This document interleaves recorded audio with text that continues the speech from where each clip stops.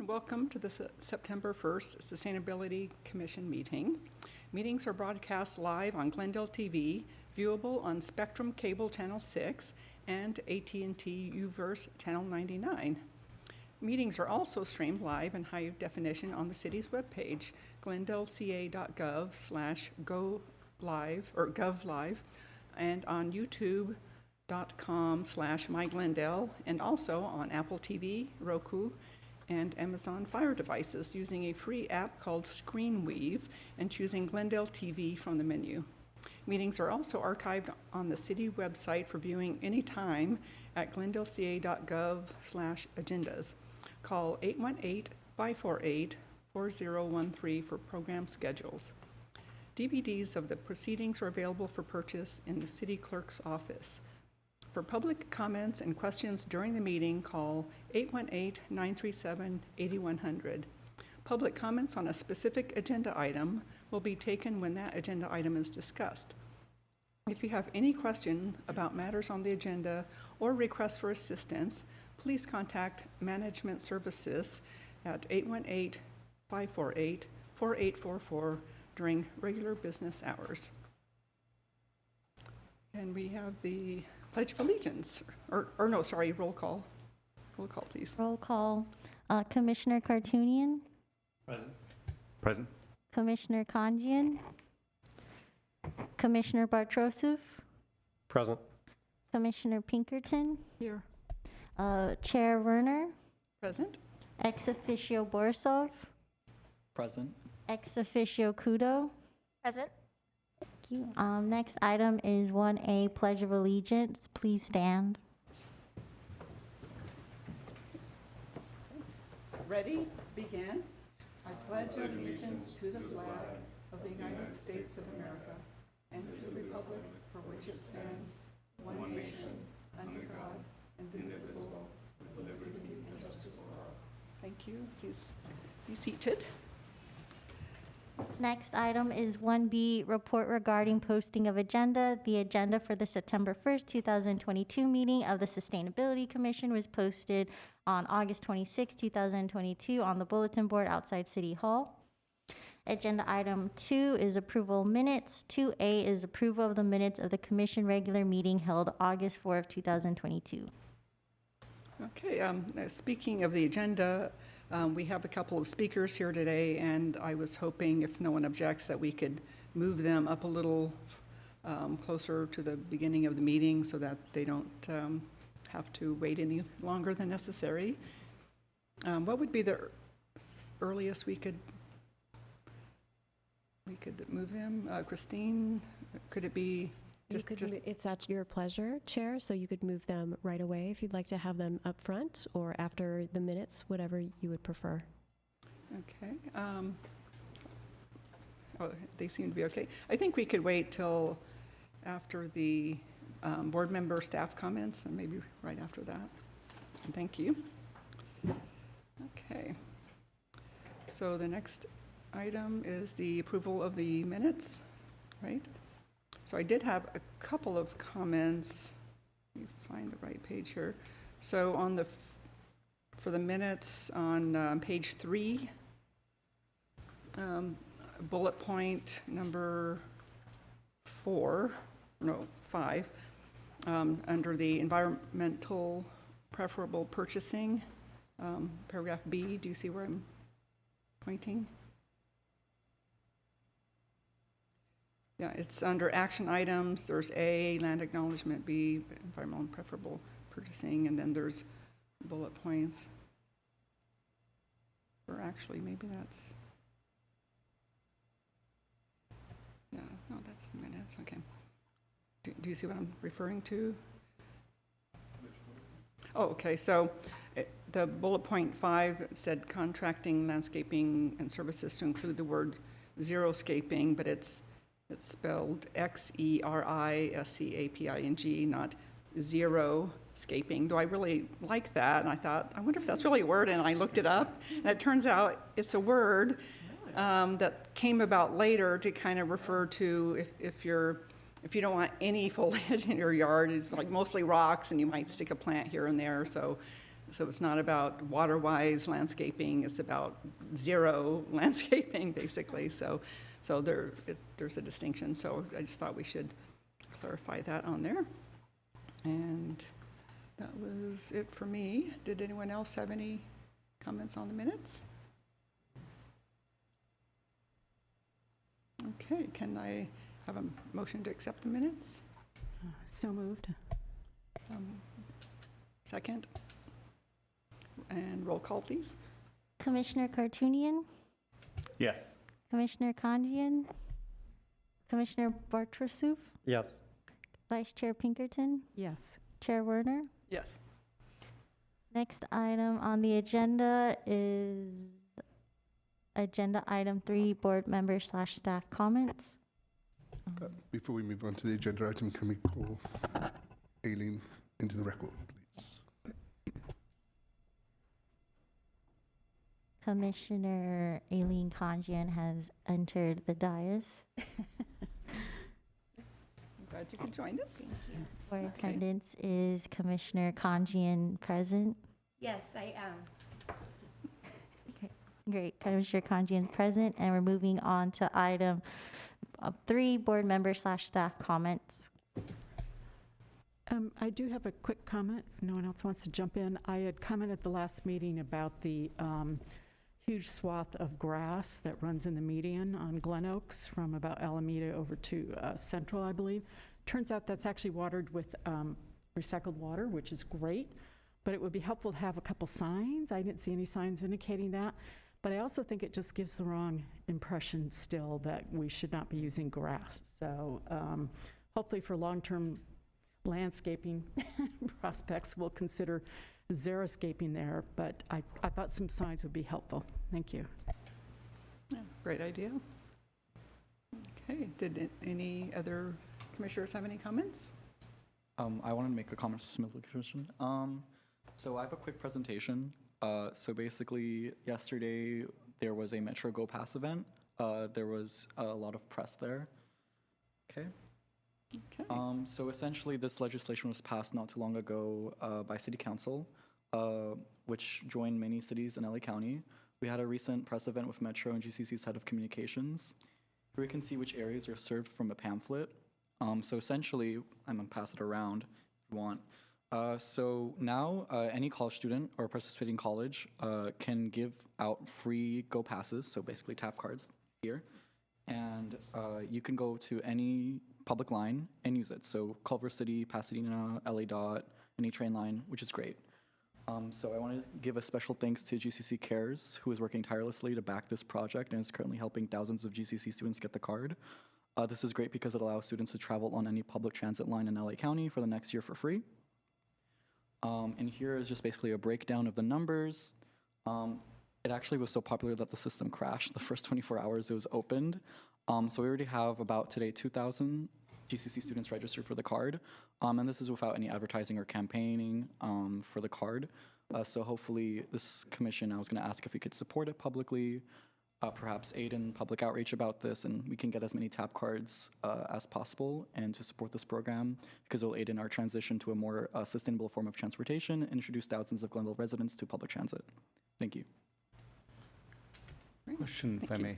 may. Is it a pilot program or is this? It's a pilot program, yes. So it's, I believe, using COVID relief money that Metro has still. And basically, this is like a once-in-a-lifetime opportunity to utilize it. I think it'd be great if you support it. Yeah, That's great. thank you. Does anyone else have any comments? Just what's the longevity of the program then, based on the funding? So I don't know the exact number for the funding, but I do believe it's until June 30th of 2023 that students can use it. It is using their pilot money so that they saved up, so it's not like it's getting out of taxpayer dollars or anything. And basically, it's about, I think, $7 per college student, and it's paid for every student. So basically, the more students they have, the more funding they get, and they can invest, help investment in public transit later. Great. Okay, so did you have any comments, Mr. Oh, okay. Sorry. I also wanted to just give a plug for the city. So I wanted to mention this project that City Council recently approved last month, a couple weeks ago. Do you mind going to page 3 of this? Oh yeah. Do you mind? Are you able to rotate it? Oh, okay. Well, if you tilt your head over, you can see this is a project. It's a demonstration project that City Council approved along North Brand. It's between Glen Oaks and Mountain, and it's a demonstration project that is funded by SCAG that will allow for the city to demonstrate its first ever parking protected bicycle lane.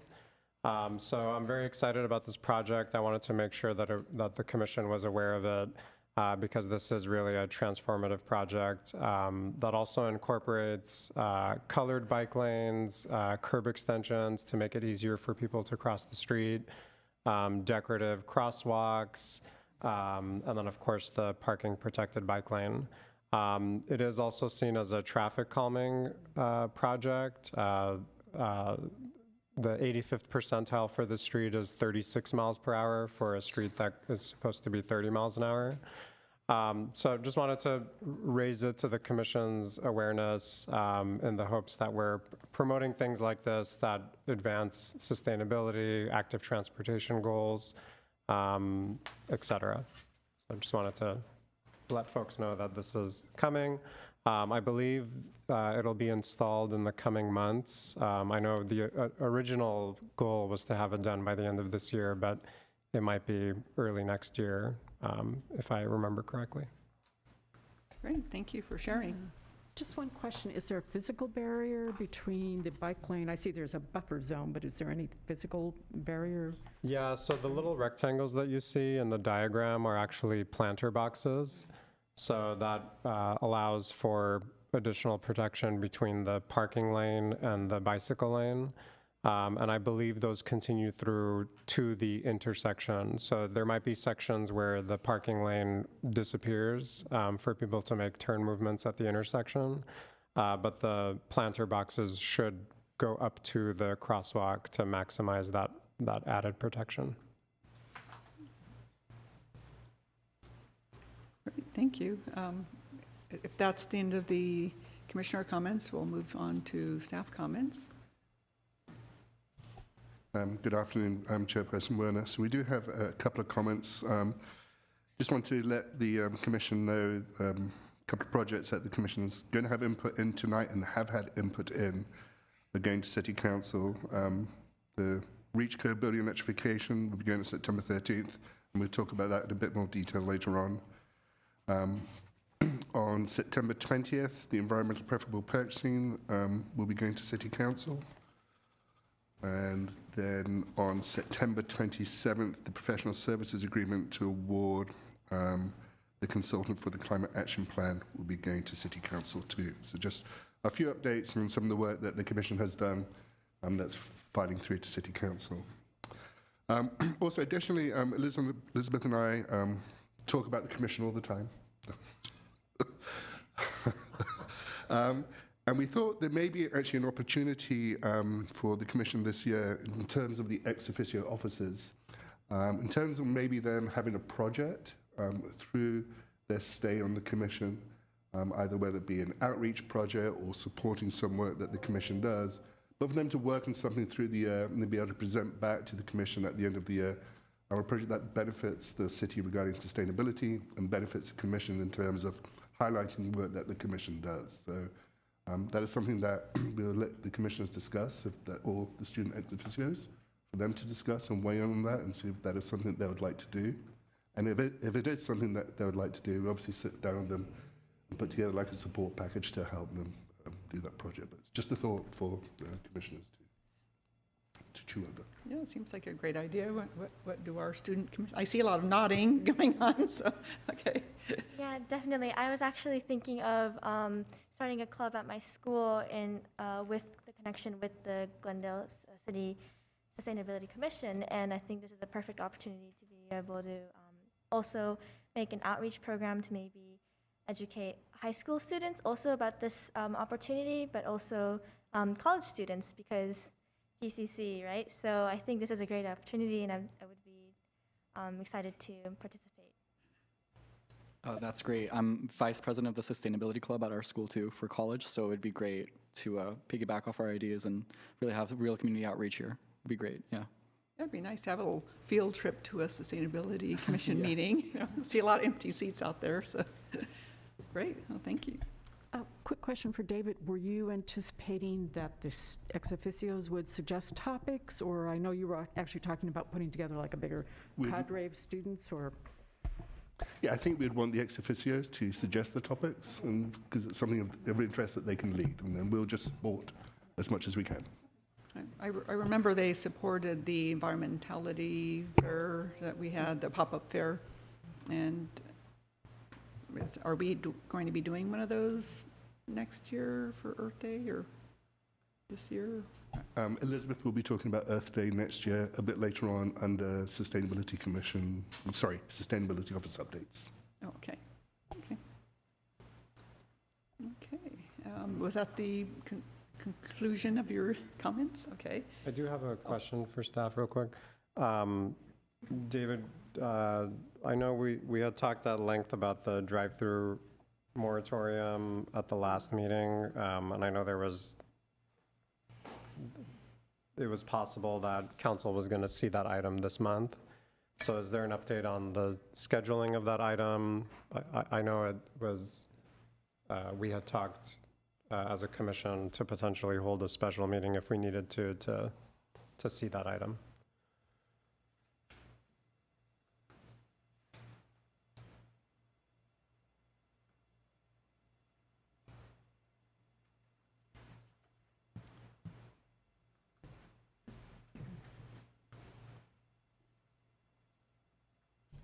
I do know it is scheduled for council, but I don't see it on the forthcoming agenda, which only goes up, or will I have up until September 27th. So it may be on city council after that. But as soon as After?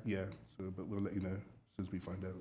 Yeah, so since, okay, I guess between this meeting and next meeting, when staff is aware that that has been agendized, can we be notified so that if it happens before our commission meeting, that we hold a special meeting, and if it's after, then we make sure that it's agendized for the next meeting? Yeah. Great. Thank you. Okay, thank you. And I apologize.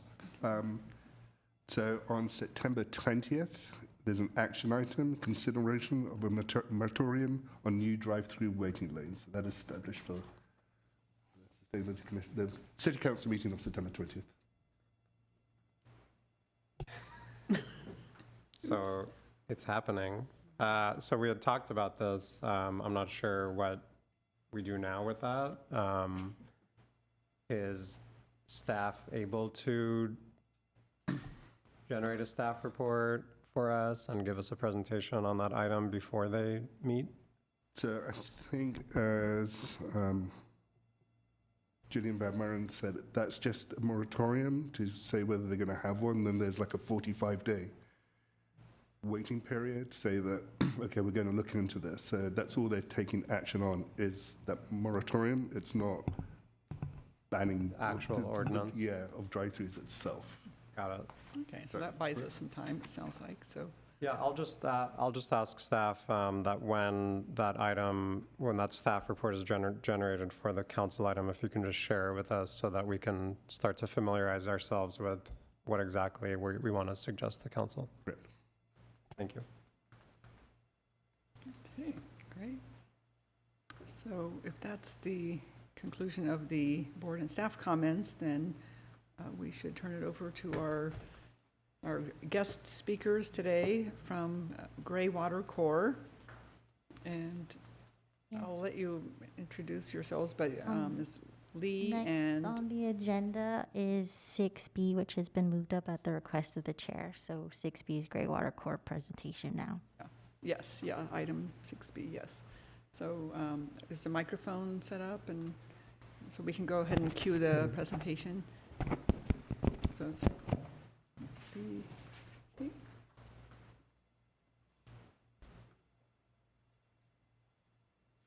Hi. Thanks for having us here. I'm Lee Gerard. I'm the owner of Greywater Core. We are a company that designs and installs and teaches about greywater irrigation and rainwater harvesting systems. That's right. And I'm Justin Lucas. I'm an employee, I'm an installer, and I'm a resident of Glendale and a client. Indeed he is. When you wash your hands, you're at the epicenter of these great systems. The water that flows over your hands has traveled hundreds of miles over mountains and pumped across deserts to get here. It passes through your hands and then it goes down into the sewer system, which is an equally Byzantine system of pipes and valves and pumps and filtration, settling tanks and oxygenation, and ultimately ends up in the ocean where it does no good for anyone and even causes problems due to fertilizers and things like nitrogen and phosphorus in the water that will cause algae blooms. Moving and treating water has a huge energy footprint in the state of California. The water infrastructure accounts for 19% of all electricity used in the state. So even without the current state of affairs, saving water, reducing sewage is a huge benefit. And Greywater closes that loop because not only are you saving water on the incoming side, you're reducing sewage on the outgoing side. So Greywater is all wastewater in the home, generated in the home except for toilets and kitchen sinks. I should point out it's distinct from recycled water, the purple pipe water that you were just talking about. Recycled water it's a centralized system. It's treated in the sewage treatment plant. It's actually treated sewage and then treated to a higher degree than Greywater. Greywater is generated in the home, used on that same property. So it's a distributed system. Every home makes its own Greywater. Generally it's untreated or minimally treated.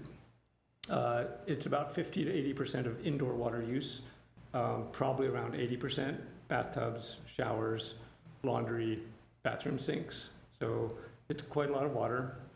The best and easiest use of Greywater is for irrigation, although there are systems that can treat it for toilet flushing and things like that, but we're not going to talk about that. The benefits are, it saves water, saves money that you would spend on the water, reduces your carbon footprint by saving electricity, reduces loads on sewage and septic systems, recharges the local aquifer, protects the bay where our wastewater ends up, sustains a beautiful and bountiful garden, and ensures water security for your landscape, such as when the water company decides that everyone has to shut off their irrigation for 3 weeks. So I'm going to just talk really quick. I'm sort of jumping. We don't have a lot of time, so I'm going to jump into some of the systems that we install. Paying particular attention to the laundry to landscape system because you have a beautiful $500 rebate here. This system can be installed without a permit, without an inspection. Anyone can just do it. You do have to follow the rules.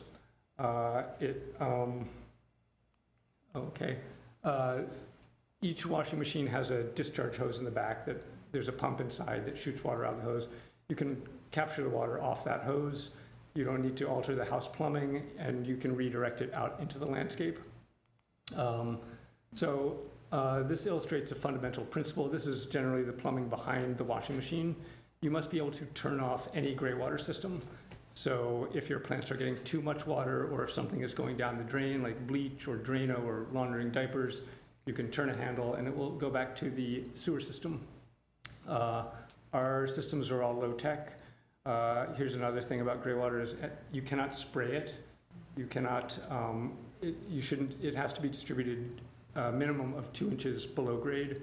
So this is a partially exposed system. You can see the mainline tubing, T's coming off, and an underground emitter. Here's a system in the process of being built. So generally, because you can't spray it and because Greywater is difficult for a drip line, it is not suited for lawns. Right. It's generally used as deep root irrigation for fruit trees, shade trees, larger ornamentals, and things like riparian natives that are going to appreciate extra water. Yeah. Can I ask you a quick question? Sure. Does the emitter function like a drip system? It's just two inches below service? It functions like a drip line, except the emitter is much bigger than, a drip line is pinhole sized. This is 1/2 inch diameter. So any laundry length is going to go through the system and end up in the wood chip mulch and break down there. All of our systems use a lot of wood chips. Wood chips are sort of God's gift to gray water. They act as a natural filter. They soak up the gray water and they allow it to percolate out through the landscape. So you'll see a lot of wood chips in these photos.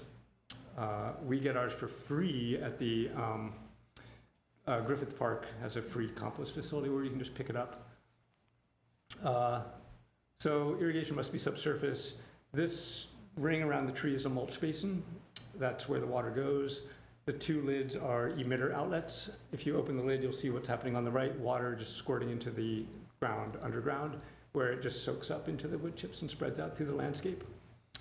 So moving on to the next system, that's the laundry lines. We'll come back to that to talk about the rebate.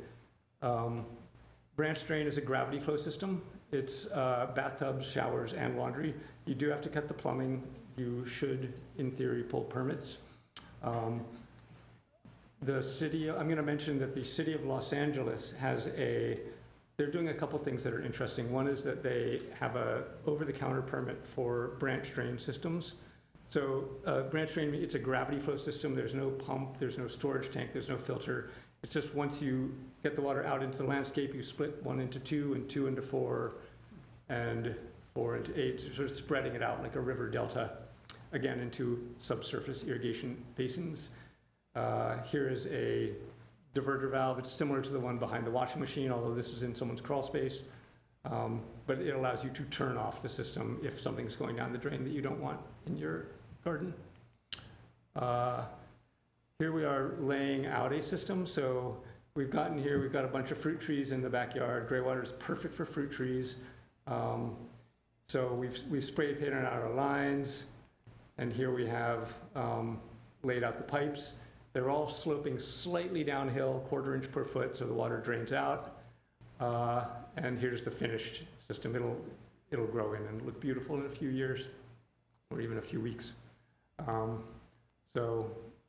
You can just sort of see the water splitting and branching out and spreading through the landscape to get to the different trees. And then the next thing we do is pumped systems. These are all low tech, but sometimes you do need a pump to spread the water out. There's still no storage and no filtration.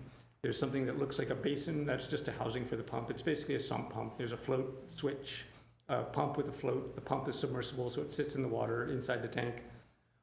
Someone takes a shower, water goes into the tank, the float switch rises, turns on the pump, and the water shoots out to mulch basins in the landscape. So I'm going to pass this over to Justin real quick to talk about the rebate program. Yes. As I mentioned earlier, I am a resident of Glendale, and I work at Greywater Corps. And so naturally, I wanted to have a system installed at my house. And when I learned about the Laundry to Landscape rebate program, I thought it'd be a perfect match, something I can do. So I had an old laundry machine and a suitable landscape. So Greywater Corps came out. It was this 1-day installation. They installed the diverter valve, helped me with all the irrigation. And afterwards, once the system was completed, it was a pretty easy application process. There's a form right here, which can be found on the Glendale City government website. This, along with an invoice and some paperwork that Lee provided from Greywater Corps, and some photos of the system, I submitted that, and I was approved within a few days. And the rebate was issued in the form of a credit towards the City of Glendale Water and Power bill in my account. So that just kind of got credited, and over a few months was used. But it was great. Now I have an L2L system that's functioning, and every time I do my laundry, I have water in my plants, so it's great. So I recommend it. I think Glendale's one of the few places we found that has this rebate, at least in this amount. So, yeah, Pasadena has some different types of rebates and credits and things like that, and direct installs. So you all could look into what they're doing there. While we're on the subject of actions that cities can take, Los Angeles City has a mandate for new construction that has to be dual plumbed for gray water. So when you build a house, normally all the pipes are combined, black water, gray water, kitchen sinks, toilets, and there's a single pipe that runs out to the street. in Los Angeles now, if you build a house, you have to prepare for a gray water system. You don't have to install it, but you'll see two pipes coming out of the house. One from toilets, kitchen sinks, and the other from bathtubs, showers, laundry, and bathroom sinks. So usually they just join them together, but it's actually great if we can go to a house, because the worst thing that happens is if we show up, someone's really excited, they want gray water, and there's a concrete slab with a single pipe coming out that's combined gray water, black water. So it's really nice to have this ordinance in place, and we're starting to see it take effect. And it also helps because a lot of plumbers now are familiar with setting up a house for gray water, even though, you know, not too many people are doing it yet. So, see what's next. Oh, okay. So here's some resources. Two of the books I really like about gray water. This is how I got my start doing this, just reading these, and I think Justin did too. We're licensed, we're one of the few licensed contractors who installs gray water systems, but there are others. Gray Water Action is a group that advocates and trains gray water installers, and on their website they have a business directory of different people. It goes through different regions, but there's probably about 30 in Southern California that you can look through. And then Ewing Irrigation is one of our favorite places, local guys on Colorado.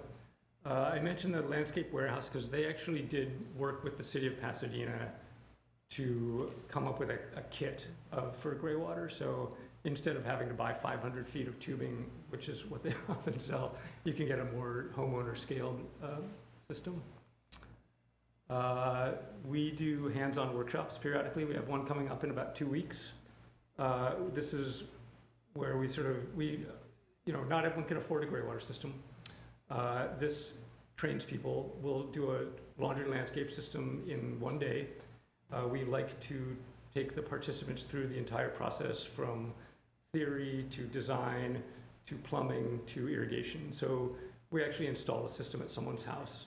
We've got one, the one in 2 weeks I think is sold out, but we've got another one coming up in November. So keep posted.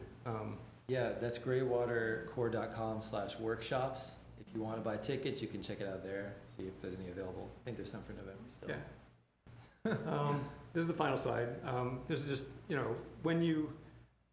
when everyone's irrigation system are basically, people are using drinking water. It's the same water that comes out of your garden hose, it's just water from your kitchen sink. So everyone here is basically irrigating their trees with very high quality drinking water. Trees don't need it. Water, they're fine with gently used water. I think in the future, 50 years ago, people didn't really think about recycling, separating their glass and aluminum. Now it's second nature, and I think the same thing is true with water. We no longer need to think of it all as sewage, wastewater. We can think there's, some goes to the sewage treatment plant, and some is perfectly good to be used in the home. Any questions? Yes, I have a question. Do you have to use a certain type of detergent for your washing machine? That's a good question. We do recommend that people use liquid laundry detergents that are low in salt and borax. So 3 things you don't want to use are things that are high in salts, like Tide powder has a lot of salt in it. It's not going to kill everything immediately, but over 10 years you'll get salt buildup in the soil. Borax is actually, or boron is not, it's sort of a herbicide actually. So it's not, it's just good. And then bleach, obviously, if you're doing a little with bleach, you would simply turn the handle. But like I said, all these systems can be turned off. So if you need to use something a little less eco-friendly, you can just turn the handle for that load. Are there a couple of brands you could recommend that we can get at the grocery yes. store? Trader Joe's liquid detergent is really good. Ecos, Method Free and Clear, Vasca. You don't like 7th generation? I don't actually. 7th generation has a lot of salt in it, so it looks very eco-friendly, but it's not that great. I've been using these they look like dryer sheets, but they're full of laundry detergent. They're very low, no plastic. It's just a little envelope, so those are really great. Great, thank you. Does anyone else have any questions?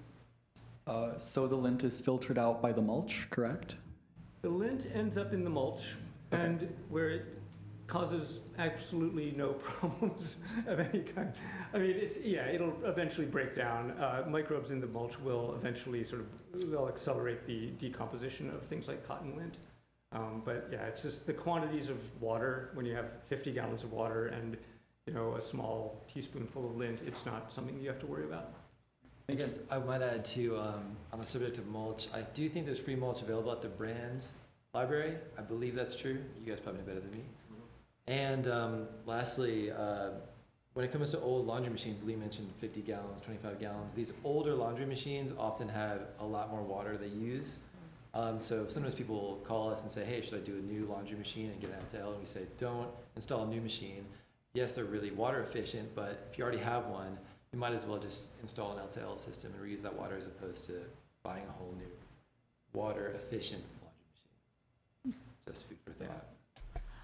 Just curious, do you keep copies of ordinances, or do you research in other cities? I mean, you're familiar, obviously, with the LA.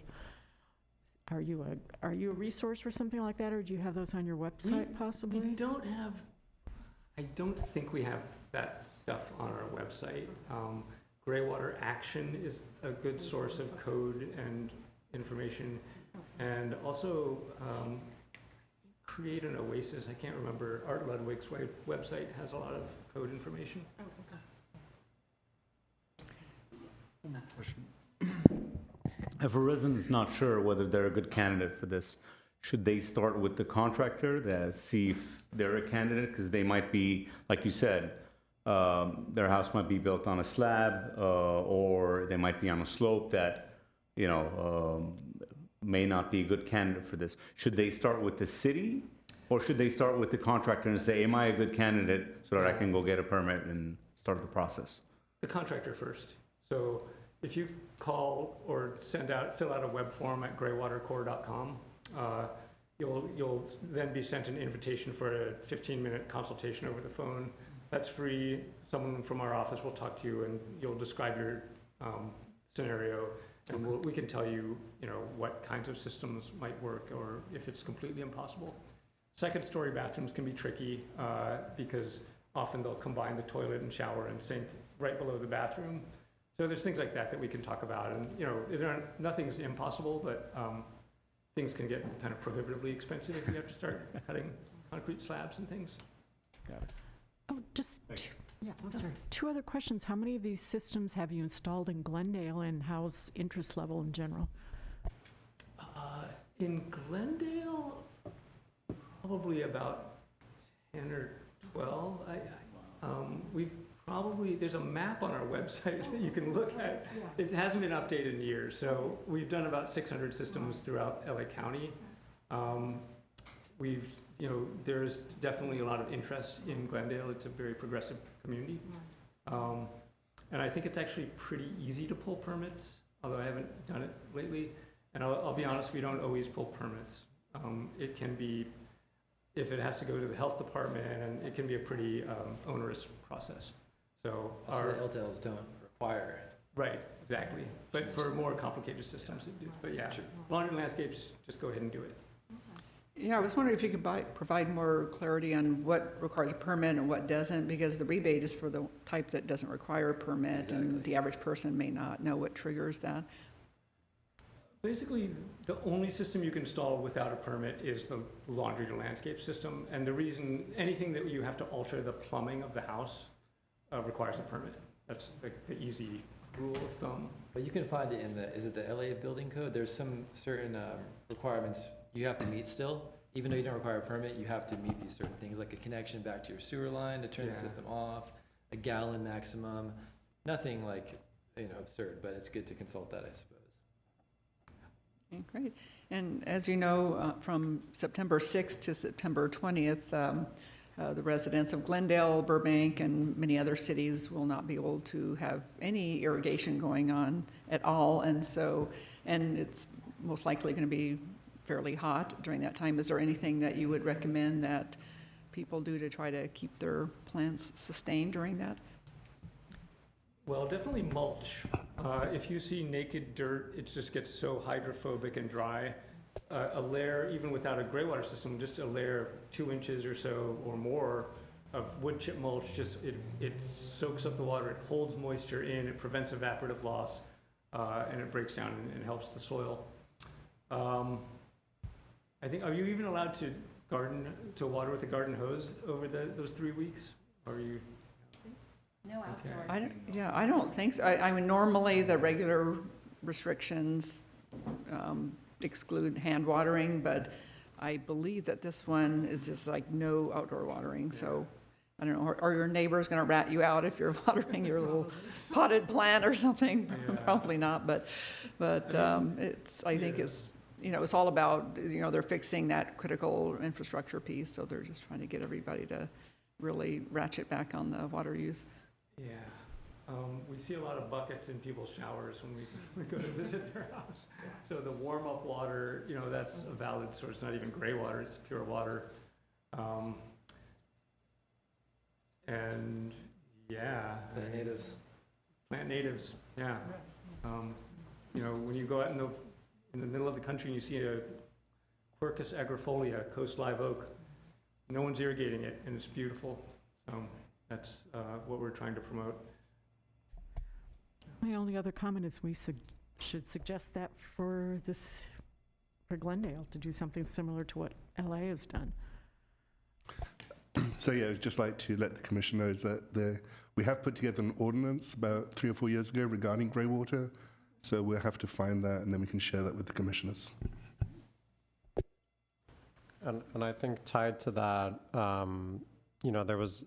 we alluded to the low impact development ordinance that the city of LA has, and that is for stormwater specifically. But I think as part of this conversation, we should definitely look at this being somehow part of our climate action plan for both gray water and stormwater collection, harvesting, et cetera. So you folks know we are developing a climate action plan for the city of Glendale. We developed a plan over 10 years ago called the Greener Glendale Plan, and we want to bring that up to speed. And perhaps as part of those deliberations, we could have this be more enshrined in our policy and our priorities as a city. So hopefully we can put more on the books, and perhaps it could be a requirement. One more. One thing I would ask, the number that you gave, the number that was implemented in the city of Glendale, it's pretty low. If there are suggestions that would help the implementation process, if there's impediments to the current grant or the process that are making it harder for people to implement this, let us know. I mean, you see this a lot more than we do, and you're. So what would encourage people to do more? Because 10 in a city this size is basically negligible. It's none. People may be doing it themselves also. Okay. But I think I don't know if the word has gotten out, because we've gone to people's houses in Glendale who are interested in gray water, and they've been reading about it, they've heard about it, but they don't even know there's a $500 rebate. So That's why you're here. So if Bringing awareness. and I think I would love to, I don't think I knew about it, I sort of heard about it peripherally. So alliances between the policymakers and the people on the ground who are doing the installations, because we can promote it. We have a pretty good Instagram following. So, and I think I don't know if we did or not, but. We have a few times, but yeah, awareness is probably one of the key impediments. Yeah. Commissioner Cartini, we could also reach out to Glendale Water and Power and see how many people have applied for that rebate, and maybe that will give us some more numbers on this. That would be great. I used to work at LADWP years ago, and I convinced them to start putting messages on the outside of the billing envelopes. I don't know how many people here get digital billing versus hard copy still, because we know the readership of the inserts is very low typically. So I don't know if there'd ever be possibility of something like that, or just one place where all rebates are listed, but because people don't know they're there, they're not going to use them.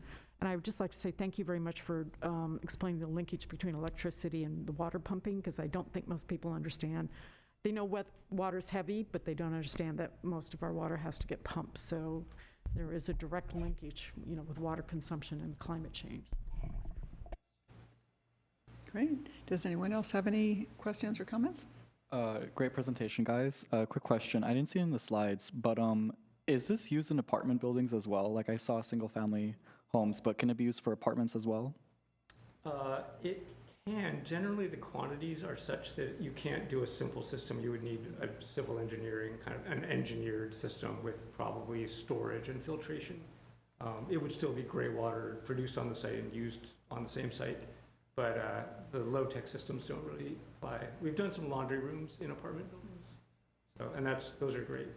Very wonderful. Do you know the count for apartments? Because we have a lot of single-family homes in Glendale, but we have a lot of apartments as well.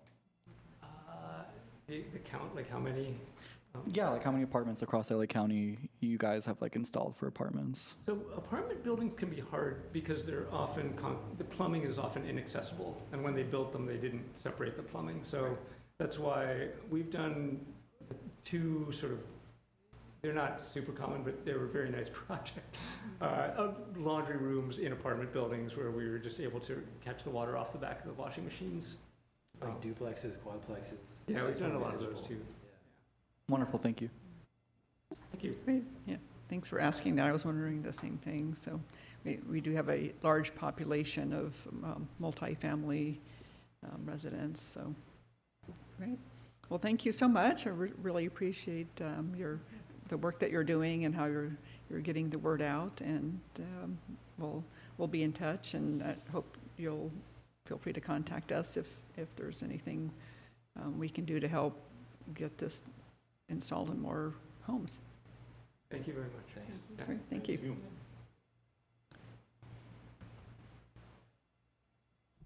Excuse me, we have a caller for item 6B. Okay. Yes. Hello, Bert. Hello. Hi, good evening. Yes, you're on the air for item 6B. Chair, how much time would you like to give? Since it's agenda item, 3 minutes. Yeah, Bert, you have 3 minutes for item 6B. All right. Good evening. Yeah, I was calling to reemphasize that the new code rollout is coming, and if we could do the REACH code to make new homes have gray water systems, that would be great. Now would be a good time to push for that, I think. But my experience was, I want to do this at my house. I got a gray water contractor, I won't name names, to come out, no, not to come out, just to email me, and they said a minimum system would cost $1,800. This is for a washing machine that was outside, and I wanted to run a hose basically from the machine to the plant, maybe 20 feet. They wanted $1,800 for that. And so, yeah, I'd get $500 from Glendale, but I don't know, it wasn't worth it. I asked Glendale about the rebates, and they said they wouldn't give it to homeowners directly, so DIY system does not get a rebate. And I also have a rental house, and I said, well, all right, what if I got this installed at a rental house by the Graywater Action or some other company? And they said, nope, you can only do it for a house you live in, so you can't do it on your rentals. So maybe you guys could encourage GWP to be a little strict on the rebate. Maybe we would get more of these installed by homeowners and rental homeowners. All right, thank you. Yeah, thank you for your feedback. So that's interesting. Thank you, Bert. If we're done, we can move on to agenda item 4, oral communications, and we have 2 callers. For oral communications, discussion is limited to items within the jurisdiction of the Sustainability Commission. Each speaker is allowed 5 minutes. Sustainability Commission members may question or respond to the speaker, but there will be no debate or decision. The matter may be referred to staff for investigation and report. And we have 2 callers on the line. The first one is Jackie Echo. Hello, Jackie. Are you there? Hi. Hi, Yes, can you hear me? you're on the air and you have 5 minutes. Yeah, I just wanted to clarify that I'm actually calling about action item 5B, like boy. Okay, we'll put you on hold again. Thank you. Next caller is Joey Ellard. Joey, are you there? Yes, I'm here. Hi, Joey. You have 5 minutes. Thank you very much. Hi, everybody. I am reiterating a message that I called in during the city council, and it's basically to see if we can expand the eligibility requirements of the LADWP recycled water program, basically allowing people to bring water barrels to 2 spots around LA and get free recycled water that they can then use on their landscapes. And I've loved the water conversation we've had so far, learned so much. Thank you very much, Gray Water Corp, for the presentation. I'm curious if there's anything that the Sustainability Commission can do to, expand these eligibility requirements for a person who's renting a house who can't make the homeowner do anything in terms of gray water system replacement. I'm curious if there's anything this commission can do. Are people aware of this recycled water program? Hello?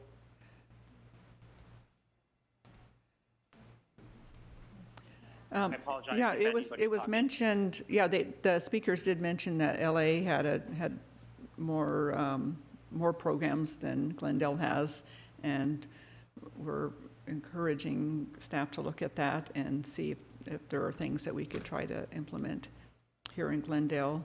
I like the idea of being able to pick up free water, just like the free mulch program at Brand Park and Griffith Park, and as a way of eliminating that barrier for the majority of Glendale that lives in a multifamily housing. I think that's really actionable idea to make that available to them. So, I guess it's I like, appreciate that. And one of the pickup locations is at the Los Angeles Glendale Reclamation Center, which is super close to the city council location where everybody meets. And I mean, I feel like it would be only natural for the citizens of Glendale to be included. So I appreciate you guys looking into that, and that's all I have. Thank you. thank you. My understanding on that, maybe we can have GWP reply, is that there is free water available to LA residents at the LAG wastewater treatment plant over here, but that water, the quality of it is not permitted, cannot be used in Glendale, was my understanding. My understanding when asking to GWP staff is that that's part of a program that LADWP sponsors, hence why it's for LA residents and not Glendale residents. Interesting. But no permitting issue, because I think one of the council members told me there was a permitting issue with that water, although I thought it was tertiary treatment over there, but maybe not.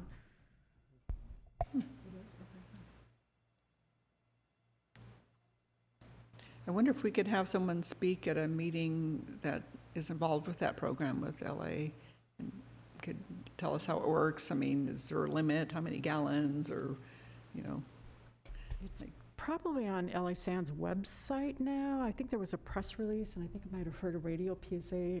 I work for that department, but I'm still curious about why Glendale residents can't pick it up, because it's a joint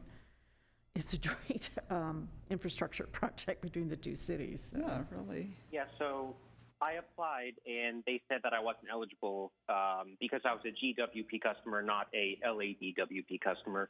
Right. And I believe it's 300 gallons per visit, so you can go back for seconds and thirds. And water is heavy, so, I mean, you can't carry too much at a time if you're a normal resident. But it would be incredibly advantageous to, I mean, I'm an avid gardener, and I'm going to have to do what I need to. Like, I'm going to stop watering because of the repairs on the pipeline, and it's unfortunate, but you got to do what you got to do. And this would be one of the ways to mitigate a lot of the plants just naturally suffering because we're not allowed to water.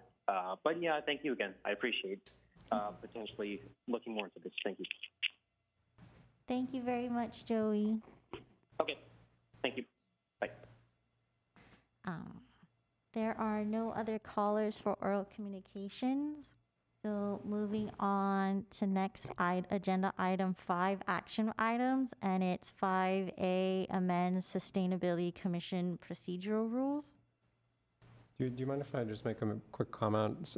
Just in case the caller is still listening, I did reach out to Glendale Water and Power when I heard about the watering restrictions because I'm part of a community garden in Glendale that uses drinking water to water our vegetables and plants. And I did get clarification that there is an exemption within that restriction to water your edible plants. So I heard the commenter say that he's an avid gardener. In the event that you're concerned that your edible plants or vegetables or fruit trees are in jeopardy, you are able to water them without getting in trouble. So I wanted to let that be known to the public. Oh, thank you. Yeah, I think a lot of people in Glendale don't even know about that restriction. It's come as a surprise to many people. I mentioned it too. I'm planning to post it on Nextdoor and to put a link to this meeting on it so people can become more aware of that it's coming soon and what measures they could take to try to mitigate the impacts. Okay, so moving back onto our agenda, or action item on the agenda. Yes. Action item 5A, amend Sustainability Commission procedural rules. 1, motion to amend the resolution of the Sustainability Commission of the City of Glendale, California, adopting procedural rules, Article 6, meeting and agenda procedure to include land acknowledgement. Chairperson Werner, as you know, at the last meeting, the Sustainability Commission passed a motion to start meetings and events with a land acknowledgement statement. In order for that to happen, we have to amend the procedural rules of the Sustainability Commission. So the motion in front of you, the resolution in front of you is just to allow us to make that amendment. And then, so starting next commission meeting, we can start the land acknowledgement going forward. So, Okay. simple as that. So I'd like to move that we amend the procedure so that we can have the land acknowledgement statement that we all voted for earlier. Second. Okay, is there any discussion? Okay. It just occurred to me, I wonder if we can make this perhaps not part of this agenda item, but that we also recommend this to City Council. Maybe not perhaps for council meetings, but I would like for them to perhaps do a land acknowledgement when they're at ribbon cutting events, things that are occurring on public lands, whether it's at a park or celebrating an affordable housing project, things that are out in the public where they're addressing the community. Perhaps that may be something to look into. Yes, it's also my hope that, since this is the first commission to have a land acknowledgement, that this will catch on with other boards and commissions, and I'm proud that we get to be the first. Okay, can we have the roll call, please? Yes. Commissioner Kartunian, Yes. Commissioner Kanjian, Yes. Commissioner Bartrosu, Yes. Vice Chair Pinkerton, Yes. Chair Werner. Yes. Okay, it is passed. Next agenda item is 5B, REACH codes, building electrification, photovoltaic PV, and electric vehicles EV. Motion that Sustainability Commission provide recommendations to City Council on options to be included in a REACH code for building electrification, photovoltaic PV, and electric vehicle EV charging to amend Title 24 of the California Building Code or adopt and amend to the Glendale Municipal Code.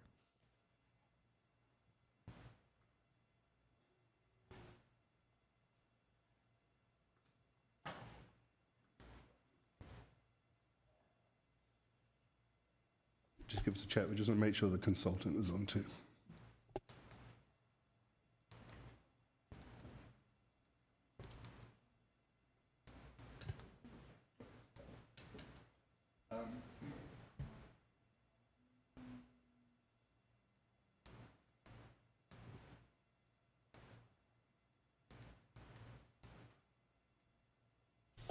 So Chairperson Warner and Sustainability Commission, this is been a long time in coming. As you know, the Commission approved us, or recommended to City Council that we hire a consultant to help us with this REACH code development process.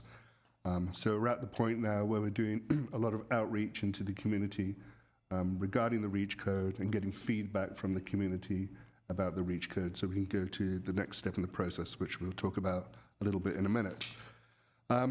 So we'll be discussing 3 REACH codes tonight.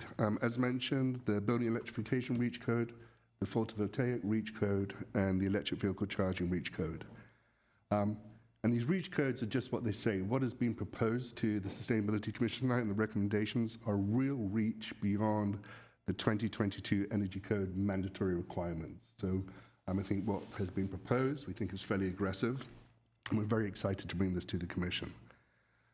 We feel that these REACH codes are like a real good entry point for the city into decarbonizing our built environment, and also to support the transition to electrification of our transportation system. I think this is a really good beginning that sets the community on notice of where the city wants to go. Also, the adoption of these proposed REACH codes, we think it provides a real good opportunity for city operations and procedures to get familiar with all electric buildings, photovoltaics, and EV charging, to understand what their building planning process is, to understand the inspections and compliance process, so to allow our staff and everything to build up that knowledge base. We also think that the REACH codes proposed provide a real learning opportunity for GWP to understand the load requirements on our transmission and distribution infrastructure going forward, as more electrification comes onto the grid, and hopefully more buildings do get built to be all electric. And these proposed REACH codes allow us to address emissions in the home and at the end of pipe transportation emissions, which support California's goals in these areas. We just want to make sure and let the Commission know that through the CAP planning process, we will be having extensive community and stakeholder engagement and outreach, from which we'll be able to get direction and comment on decarbonization programs that push the envelope even further.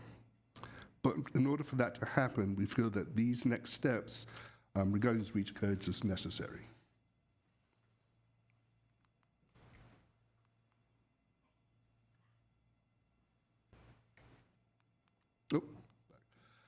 So the objective of today's presentation is to provide the Commission an overview of the recommendations and very much to obtain and get Commission's feedback on the recommendations that have been proposed in the memorandum provided by the consultants.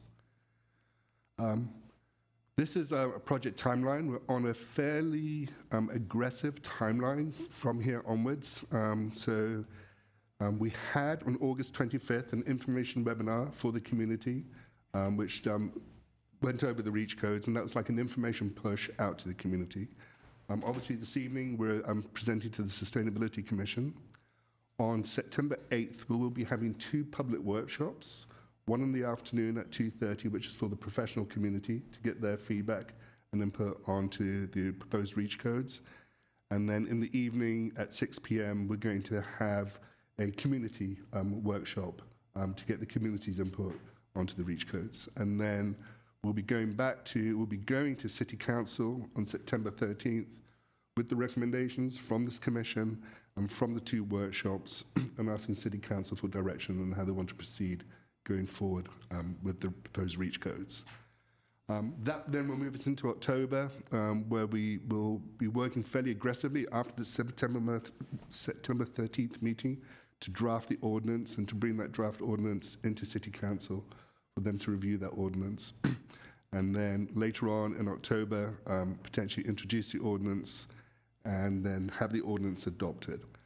We need to follow this fairly aggressive timeline because one of the REACH codes, the PV REACH code, has to go to the California Energy Commission for their approval process. The electric vehicle REACH code does not, and the building electrification REACH code does not. They have to go through the Building Standards Commission process. But we still need to, it's still a process that we need to adopt, so hence the fairly aggressive timeline. We have developed what we think is a very comprehensive and good website that has a lot of information on the proposed REACH codes, what they are REACH codes about, what different, how they're going to affect the different communities and what the benefits are of having the REACH codes. So we encourage anybody who would like to learn more about the proposed REACH codes to go to this website and get all the information. Also on the website will be registrations for the upcoming workshops, so community members and professionals can go onto the website and find the registration links and register up. David, quick question if I may. For the professionals workshop, are you doing like a section for restaurants? I'm sorry? A section for restaurants, will you be addressing? We'll be inviting all people, so building developers, HVAC technicians, plumbers, building owners, and end users. They can all come to that workshop. So. I'm sorry, you said end users? Okay. I just know we held a workshop at for the Chinatown Business Improvement District last year. A lot of concern among the restaurant owners about not having gas anymore, so thanks. And then on the website, we have the webinar video from the meeting on the 25th, again, so people can go and take a look at that and see about the proposed REACH codes. So, with that, I'd like to introduce Rincon Consultants. Ryan Gardner, I believe, is with us, and Mr. Eric Feldman are with us. And Rincon are going to, who wants to develop the memorandum, so they're going to go over the proposed REACH codes. And then once they finish their presentation, we'll be available to answer any questions that you may have. Thanks, David. I'll go ahead and share my screen. Everyone see that all right? Hold on one second, Ryan. We're just sorting it out this end. Okay.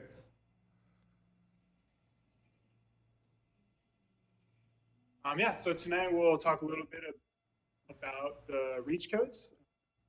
Talk about REACH codes. They reach beyond the Title 24 code, and a new code is being rolled out right now, and cities will adopt that for 2022 to be effective January 1st, 2023.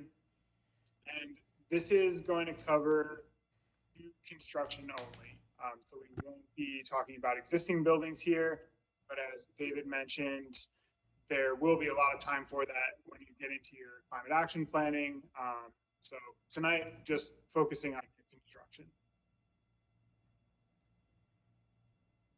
Just setting a little bit of background on some of the state targets that are driving some of these REACH codes.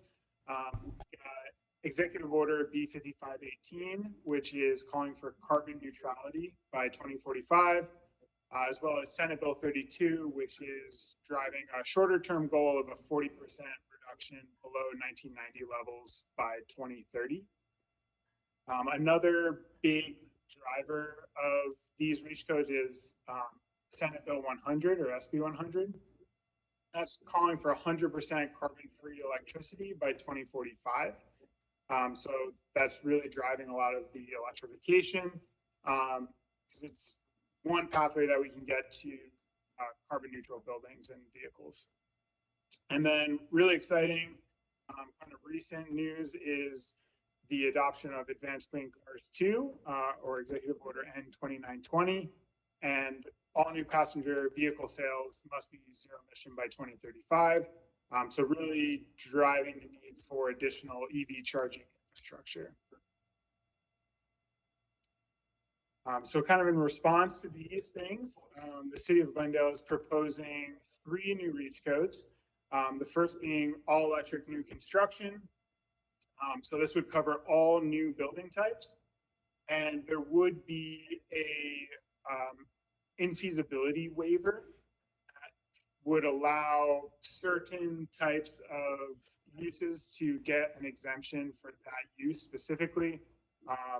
For example, if we're just talking about restaurants, there may be a certain type of cooking apparatus that currently needs gas. That's something that they may be able to get an infeasibility waiver for. The second is expanded solar PV. This is going to cover non-residential and multifamily systems. It's calling for either either a 50% energy offset or 50% of roof area. And then lastly, increasing electric vehicle charging. And we're looking at adopting the CalGreen Tier 2 voluntary standards. And we'll get into a little bit more of what these actually look like and how this compares to the new code in a minute. Just a little more background on why these areas specifically are really important for climate and reaching long-term greenhouse gas emission reduction targets. Based on the data that we have for Glendale, this is admittedly from 2004, so it probably looks a little different now, but 49% of Glendale's greenhouse gas emissions came from buildings, 14% from natural gas, and 38% from building electricity. Since this time, electricity emissions have come way down, and the proportion from natural gas has probably gone up. And a lot of that's being driven by the renewable portfolio standard as Glendale Water and Power kind of marches toward carbon-free electricity. We're going to see this portion of natural gas emissions increase just because natural gas emissions stay constant over time while electricity is getting cleaner and cleaner. And then the other almost half of emissions come from transportation. So again, these are a little bit older statistics, but a lot of emissions coming from on-road transportation. And one way that we can kind of reduce those is through EVs. And while we can't make a requirement for EVs, we can make sure that we're providing the infrastructure needed to support that transition. And together, these REACH codes kind of paint a picture of a new type of building, one that is carbon-free, uses renewable electricity, can use batteries, has opportunity for EV charging, and provides a much healthier indoor environment with improved air quality and also outdoor air quality. So now we can dive a little bit deeper into these codes. The all-electric new construction will use electric appliances throughout, things like heat pumps for air conditioning and heating and hot water, induction stoves. This would be covered all building types, including ADUs. And then again, the infeasibility waiver would be available for if there's a technological infeasibility, a brewery, or some other process load that there's not really an electric alternative for currently. And when we're talking about electric appliances, we really are talking about heat pumps. They're 300, 400, 500% efficient because they don't generate heat, they just move it around. Induction cooking is also a really great alternative to gas. There's probably the biggest hurdle we hear about all electric buildings is the lack of gas cooking, but induction is becoming more and more popular, even in culinary circles. There's some great benefits there, and then clothes drying, either electric resistance or heat pump to replace those gas dryers. So in the 2022 Title 24 base code, it's a little complicated depending on building type, but in general, the new baseline prescriptive code, so if you are to follow the prescriptive pathway for Title 24, those buildings are now all electric. You can still build a gas building or a mixed fuel building, but you're going to be competing against a prescriptive electric building. So that means you're going to have to do additional energy efficiency to get underneath those thresholds. There's also a requirement that all buildings have to be all electric ready. So even if you are building a gas building, you need to have 220 wiring to all the appliances, you need to have panel capacity, and make sure it's ready to go all electric in the future. Non-residential is kind of a similar story. There is a requirement to install heat pumps or HVAC, depending on the climate zone that you're in. And then again, the prescriptive building is all electric. So the code really goes a long way towards all electric, but doesn't require all electric outright. So the REACH code would go that next step and require no gas hookups. And this is a great cost benefit because you're essentially going to be doing all that all electric stuff regardless. So now you're going to be able to leave out the gas infrastructure. So all these buildings are going to be less expensive to build up front. And the model also shows that there's opportunities for cost savings over time as well. And then on top of that, you get significantly increased indoor air quality and carbon-free buildings by 2045 due to SB 100. There's also, to keep in mind, is natural gas prices are expected to increase much faster than electricity prices because of the decrease in gas consumption from electrification and efficiency, but the kind of fixed amount of gas infrastructure that's in place. So this will also help insulate users from some of those higher prices in the future. For the solar PV, we're looking at non-residential and multifamily new construction. Single-family homes already are required to install solar PV, so this would just go to the commercial and non-residential side. And those buildings are already required to be solar ready. This would just go that next step and then require them to install either enough solar to offset 50% of their electricity demand or 50% of their roof space, whatever is less. And this allows some flexibility if we have like really tall, narrow buildings or really big, flat buildings to make sure that we're not oversizing or undersizing those panels. And like I said, single family residential is, there's prescriptive requirements for PV and battery, and all buildings need to install solar. Residential multifamily has prescriptive requirements, but high-rise buildings do not need to install solar PV, and same for non-residential. So this would really go the next step and make sure that those buildings are offsetting at least half of their electricity demand through solar PV. This is going to help out with grid resiliency, lowering demand, making sure that we can meet and kind of offset the electricity demand of all electric buildings. And when we tie solar into electrification, we see significant cost savings on bill and still are able to stay under, still see upfront cost savings for construction when we compare to a mixed fuel building. So there's a lot of nice benefits there. On the EV charging side, this would cover all new building types. And there's a couple of different requirements depending on which type of building you're working on.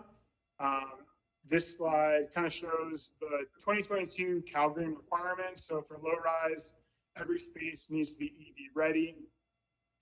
25% of parking spaces in multifamily have a level 2 receptacle, EVSE or EV ready, so no installed chargers, but 25% are ready to be EV chargers in the future.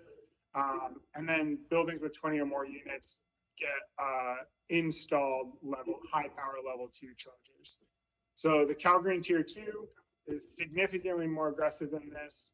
We get a level 2 EV ready space plus a level 1 circuit for low rise, so you can do 2 vehicles charging. And then multifamily jumps up to 40% of parking spaces if you're less than 20 spaces. And if you are more than 20 spaces, you add an additional 15% of parking spaces have level 2 installed chargers, so ready to charge.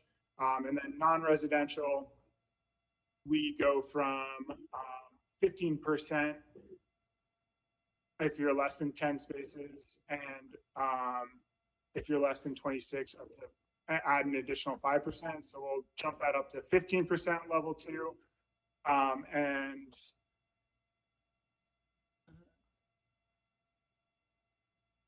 sorry.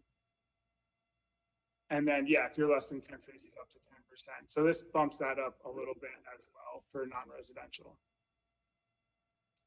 And again, benefits, more reduction in emissions, a really big reduction in emissions from the biggest emission source of transportation.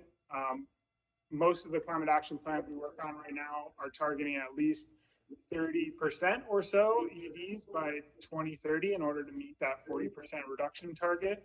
So this is going to really help support that transition. And again, looking to future-proof this development and making sure that new infrastructure that's going in is prepared to handle these higher percentages of EVs we're expecting to see 2030 and beyond. So that's a brief overview, and happy to take any questions on any of those.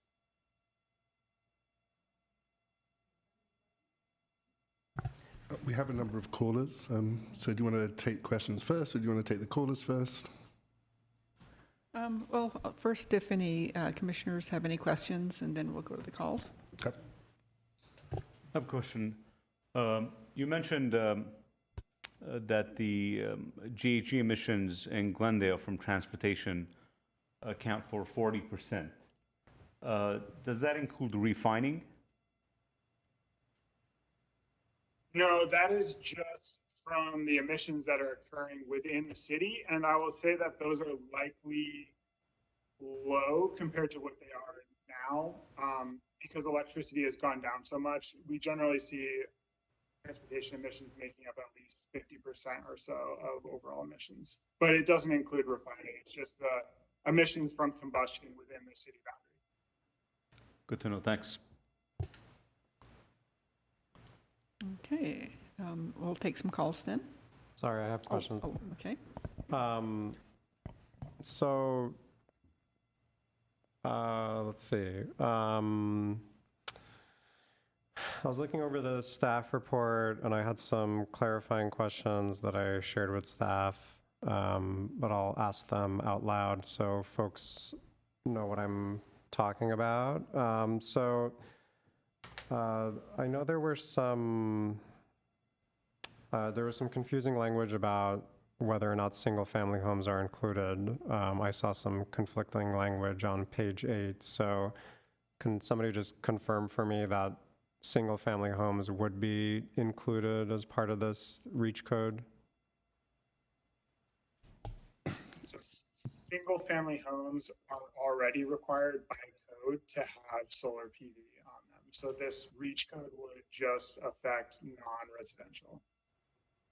Okay, so there was just some like fancy language about which buildings could and could not, would and or would not be included. So just to clarify, this affects all buildings in the city of Glendale, right? There are no building types that are excluded from the REACH code? Correct. That is the intent, yes. So. Okay, great. And then I saw language about within the infeasibility waiver, there was language about there being other constraints. So I'd like to know, like, specifically what the other constraints would be, because when we throw out vague language like that, I think to myself, anybody that is looking for a way out will try to consider themselves as falling under these other constraints. So I'll start with that, Ryan, and then chime in if I get it completely wrong.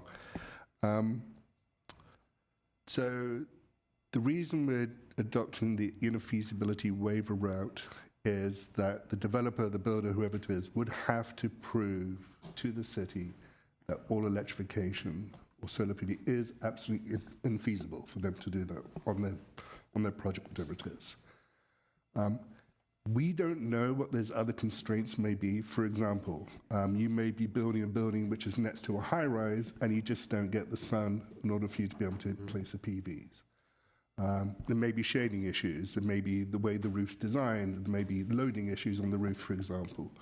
But I think through the process, what we're trying to say is like, there is no easy out for you to get away from the building electrification. You have to prove to the city that is not feasible. And for example, from Sacramento, who have adopted an all electrification REACH Code 2, when it comes, so they have an infeasibility waiver process, and I'll just read this to you to tell you what their process, how their process works. So their process is a meeting with the building permit applicant, during which the building permit applicant can present documentation and any other evidence to support the building permit applicant's claim of infeasibility. So it's not on the city, it's on the applicant to say, like, this can't be done.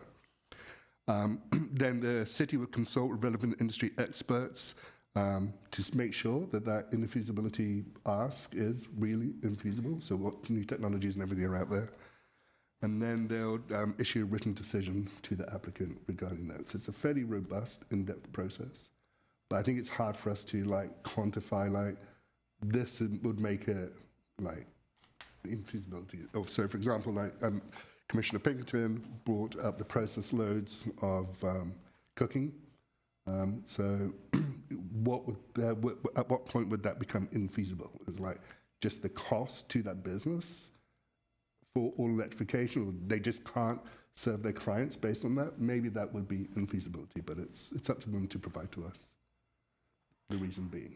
Yeah, I guess that's what I'm a little bit concerned about. I suppose anybody could make some type of argument that this is cost prohibitive, and so Yeah, there should be actual, measurable metrics for like what triggers infeasibility, like, X amount of expense or not just some like, oh, it's inconvenient or something. Like if people have to, the burden's on the owner of the building or the business, but like they wouldn't know I assume there would be a form they would fill out or something saying like, why is this infeasible? And they'd have to provide maybe some financials or something. But I think just having some like parameters, where people would know, especially for these community meetings and things, I'm sure that's going to come up, and just so just expect to be asked that by people who have restaurants and things like that. And so that part did seem a little squishy as far as like what would qualify as a exemption. I'd be willing to that. You need to go to the microphone, sir. Come and introduce yourself, Mira. Mira Lotsky, Building and Safety, building official. Microphone? Press the red button. Yeah. At the base of your mic. I don't think it's the same. Mira Lotsky, Building Official, City of Glendale Building and Safety. I'd like to elaborate on that. There are many infeasibility issues that come up, for example, in accessibility. And we have to evaluate the cost of what infeasibility really is. And they'll come up with numbers that are to their advantage. We are obligated to make a judgment, and therefore the cost of things is something that we don't like to necessarily do, but we are obligated to make those judgments. And oftentimes in feasibility, what they ask is not something that we necessarily grant. And so this would be a follow-through. And it's not something that we would be generously giving out, oh yeah, go ahead, we'll waive it. I hope that clarifies a little bit. I guess like I would want to make sure we understood it that this is like a technical infeasibility and not like a cost infeasibility. Well, there could be both. There could be technical, and we could understand that. Maybe there's a really weird roof. There's something that's really unknown that no one ever thought of, and it's legitimate. So we have that as a means to be able to address it. But if we have a policy in place like Mr. Jones presented, then that helps us guide us and not necessarily give things away or be pushed to give things away. Yeah, I mean, I guess that's the point of today's conversation, is to determine what that policy looks like. But that's fine. I'll keep this true and just ask the questions, and we can deliberate later. And thank you for that. My other question was around, so I was looking at the staff report. This is page 13 of our staff report. That kind of gives us, or illustrates for us, the number of permits that were issued in the last year. And there was discussion about whether or not to include major retrofits as part of REACH codes, or what we're discussing today. So I'd like to know, do we have numbers for what the city of Glendale considers major remodels, or any statistics that can help us illustrate at what frequency those occur versus these new permit issuances? Because the new permit issuances are very low. So I want folks to know that if this were adopted, given these numbers that we're seeing on page 13, 12 residential permits, 164 ADUs, 6 multifamily, 2 commercial, for us to be making a change at that rate is very, very slow. So do we have the numbers for major retrofits? I'm curious what that looks like. So Commissioner Bartos, thank you for that question. So we are gathering that data right now on what those numbers of retrofits are. We don't have it to hand. But in terms of defining substantial, as it were, we could use something like 50% of the current valuation of the house, or some such metric like that. Regarding existing buildings or retrofit buildings, I think staff's recommendation would be, just at this point, let's focus on new construction. So as I mentioned earlier, we can understand and get used to the practices. And then one of the reasons that we are recommending that we go through the Cal Green Code process as opposed to adopting this through the municipal code process is that every year we'd have to come back and visit the REACH code as the triennial update happens with the Cal Green process. And that gives us the opportunity then to look at including retrofits in buildings, because you are correct, that is going to have to be something that has going to have to be addressed in the future. But I think our initial thoughts are, let's get this program up and running, let's get it working effectively for new construction, then we can go back and visit retrofits. But we will get you that data of the number versus new permits. Great, thank you. And then I did have a question about the EV requirements. So I know the staff report mentions very specific percentages. I'd like to know how we landed on those numbers for EV requirements, and if we as a commission wanted to recommend a more aggressive percentage, does that trigger additional review, or does that hinder our efforts to adopt a REACH code?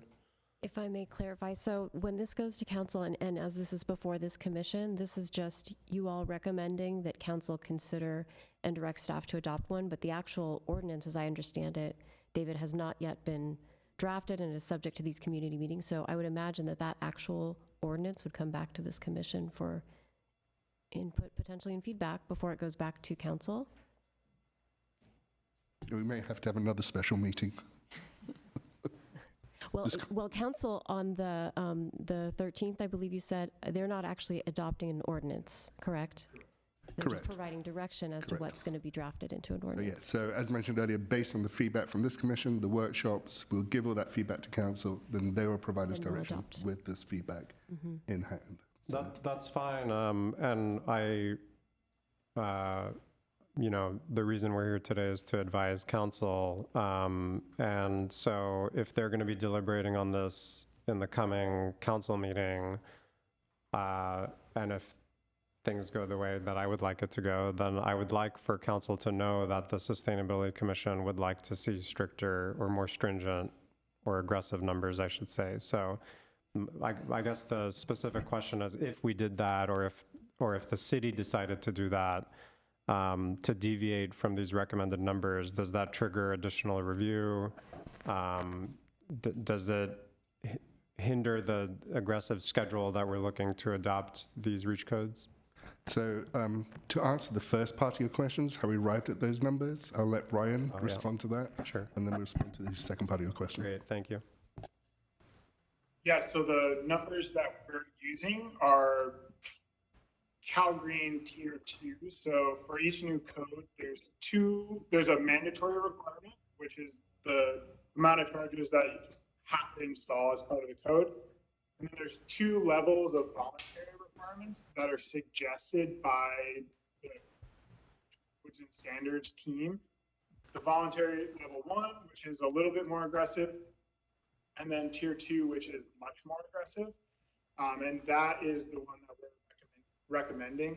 I think it does a nice job of balancing some of the pros and cons of having a lot of EV infrastructure right now. On the one side, we want to make sure that there's enough infrastructure to support the transition. The other side, we want to make sure there's not so much that we're jumping ahead of potential new technologies in the future. If you put a bunch of cable in the ground and run a bunch of conduit, and we start using a different type of charger or need a different size wire, that could be sunk costs and kind of stranded assets. So there's a balance to play there. And then we're also kind of considering grid impacts. There's a lot going on right now with management of the charging. It would be really hard to have, say, 100% of parking spaces at a retail facility be EV level 2 chargers and have all of those cars charging at once.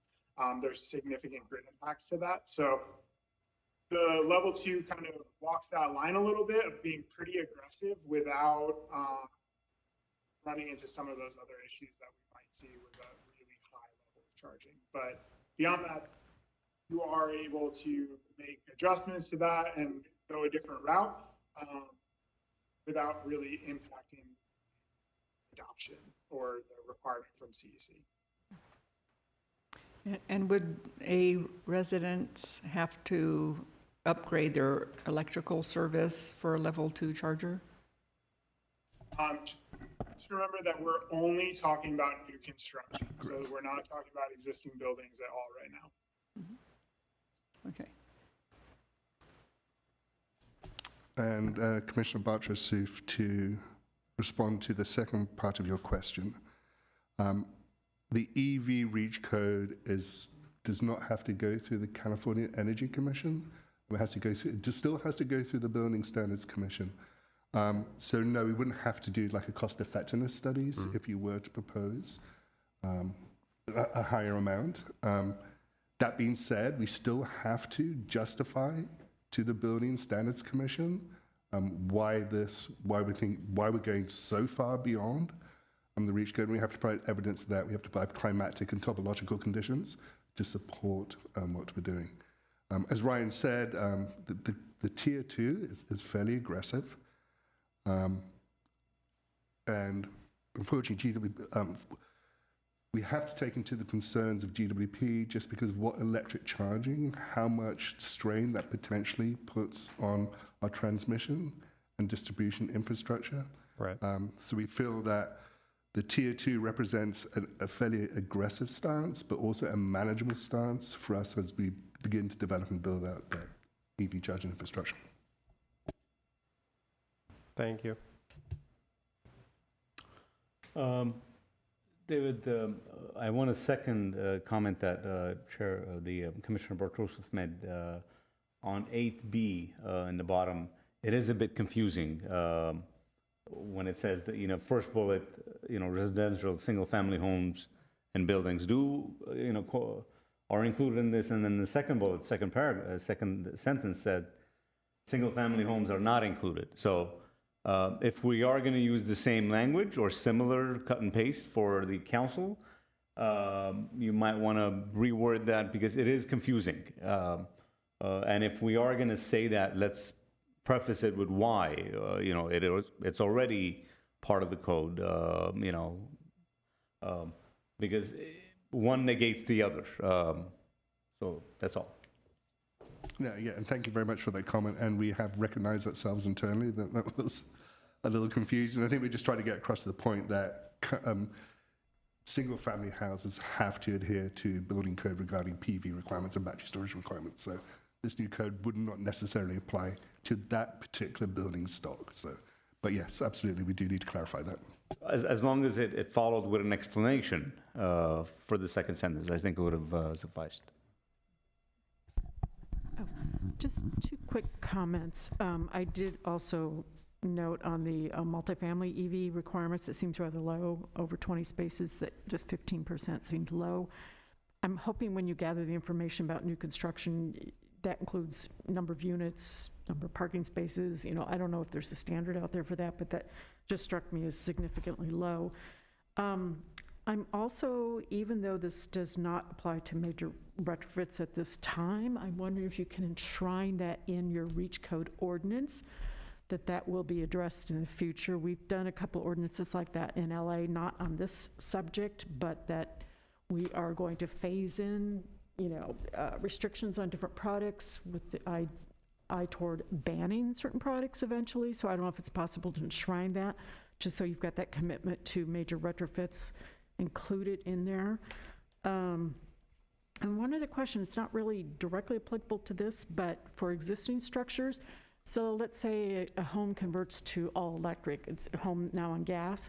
What happens to the gas pipeline that connects from the main pipeline, the feeder to the home? Is that just blocked off? Is it drained? I'm just curious what, some kind of a safety issue on. Sure. Commissioner Pinkerton, thank you very much for that question. So when a single-family residence converts itself to all electric, for example, the gas utility has to be notified, and the gas utility will come to the residence and they will cap the gas line just for those health and safety reasons. So. Yeah, at the street, the cap where it comes off the major. Sorry, the cap where it comes off the major feeder leading into the home? I would assume so. I'm not actually sure where the cap will take place, but that would make sense. That's from the street, and then that infrastructure would be just left dead in the house. So. I just think that's something people might want to know, and also does any gas remain in there? Yeah, that's very important, yeah. No, that's a good question. Yes. You're on. I can elaborate on that. You would sever the gas at the meter. You're going to bleed out the little bit of gas. It's not, and then you will sever the connections from the wall, and therefore it'll be hidden behind the walls. In general, it's not practical to pull out pipes or electrical or things like that. You will be ripping out drywall, but you will basically cover any connections inside the home behind the so it's abandoned in place, in other words, but. Correct. Yeah. Okay. I also just wanted to clarify that for multifamily, it's 40% EV ready. So 40% of spaces will have EV infrastructure, like conduit out to it, and then an additional 15% will be EV chargers. So we're more at 55% over half. Right. I just had a quick question. I personally think that all electric appliances are great, but I wanted to ask if battery storage is addressed in this REACH code, because I hope we don't have like a power grid failure or like a quick blackout, but if we do, like, people won't be able to like use their stoves or plug in their cars, and that might be an issue in the future. So I don't know if battery storage is addressed in these REACH codes. So, Commissioner Borisov, so within the 2022 California Green Building Code, where somebody has to have PV, they have to have battery storage too. So it's part of that code. Wonderful, thank you. My concern is the state keeps imposing the building of residential, multifamily residential property, or just residential property, period, all over Southern California. I know Glendale has tried to comply with these impositions from the state as well as they can. In fact, I believe there's another 20-plus story building coming to Maryland and Doran in the near future. And I was told during a meeting with the mayor that sometimes the state doesn't even require that these buildings have parking. And so how would we combat the need for these electric chargers? I mean, we do live in Southern California where most people do have vehicles. We already live in a city that's very congested by traffic. In fact, you cannot find a parking spot in any of the multifamily residential streets in South Glendale if you want to go visit someone. But how do we know that if we do this, that we will have parking spots and we will have electric charging in those new buildings that are being built to meet the state's requirements for additional housing? Mira? Yeah, you should just pull up a chair here by the days. I'm with the building division, I'm not with the planning division. But I'll explain what I commonly see happening in the plans. They are always accompanied by a certain number of parking spaces that are based on the number of units within a building. I'd like to maybe address the lack of parking. I think that might be with the excessive, the ADUs, where if you comply with certain requirements, you're not required to provide parking for the ADUs, and therefore that might be for 1 or maybe 2 units on a single family. But in general, all your multifamily have a lot of parking spaces, somewhere in the one parking space or more per unit on that level, and then a percentage being EV. But I'm not a planner. I'm just explaining what I've seen on drawings. Hopefully that helps. Well, there are some of the, I forget which Senate bill, but I mean, there was a bunch of those kinds of developments where lots of concessions and variances are automatically granted, especially if there's at least 10% affordable and so on. So one of those concessions is to provide no parking, so just so you know. So that does seem like that could be a problem with, like how do you put in those electric spaces when the builders even actually have to provide parking, so. So for better understanding of that, I'd like to direct that question to Mike Fortney with housing, and then also Bradley Calvert with planning, and they could give you a better understanding of the fine details of those negotiations. Mm-hmm. Yes, thank you. In terms of as an EV user, you don't have to charge every day. A long-range EV can charge, once every few days. Plug-in hybrid needs to charge every day, but charging can take 2 to 3 hours for a plug-in hybrid. So they can share a charger for ADUs, with multiple residences on that one lot. Would that be a level 2 charger then? Yeah. 240. Mm-hmm. I just had another quick question. I know Gavin Newsom, this is really recent, it was like today, signed in a new bill for $54 billion for climate change. I see here it says $6.1 billion for electric vehicles. Would these reach codes be able to use this money? So maybe subsidize or rebate rather than giving the cost to the developer or future tenants of these new buildings? That's definitely something that I know Glendale Water and Power, and I would imagine other city divisions are looking very closely at, that and the new federal law. There's a lot of funding that's going to be available for climate-related matters. So that's something we're looking very closely at and hoping to leverage and take advantage of. Thank you. And I'm sorry, if I could also add, there are already very, very generous EV rebates available for existing homes, both, I think, to upgrade your panel as well as other things. So I encourage anyone that hasn't taken advantage of that, you definitely should take advantage of that. There's money there for that, for both residential and commercial. I have a question also. What? You do have a number of callers too. Just Oh, want to do we? remind- Okay. Yeah, I just wanted to mention that in a lot of neighborhoods, mine included, people don't park in their garage. They fill up their garages with worthless junk, and they put their most expensive thing they own, other than their house, out on the street to get, pooped on and ran into and whatever. But anyway, so when you're trying to plug in a vehicle, I actually have a neighbor that actually runs the cord like across, they're parked out on the street and they're running it into their garage and creating basically a trip hazard for anyone that might want to. I mean, it's not a sidewalk, but we don't have a sidewalk on the street, but it's a little odd. So I just kind of wondered, like, would there be any regulations about where you can run a cord or something? I mean, it seems like that needs to be clarified a little bit too, like where, that maybe there's an expectation that the car be on your property when you're plugging it in. That's cool by common sense. So, Just saying. Chairperson, that's actually a very, very good question. And that's why we're focused on new construction only, because that exact scenario that you're discussing is something that we would have to look at if we were going to do retrofit buildings, and you'd have to electrify, and then, what would that look like in an ordinance and everything for code and compliance? So yes, that's something that will have to be thought about down the road.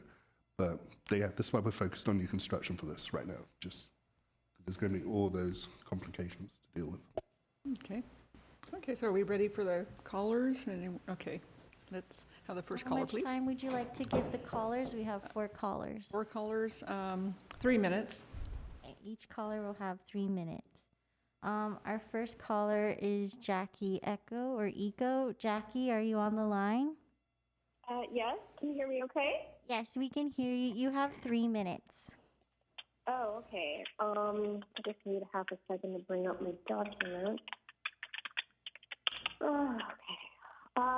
So I'm just multitasking here. So basically, I have lived in Glendale for 10 years. I'm actually calling today to support the new ordinances that are designed to improve our air quality and combat climate change. So I've lived here for 10 years. I just wanted to make a couple of points.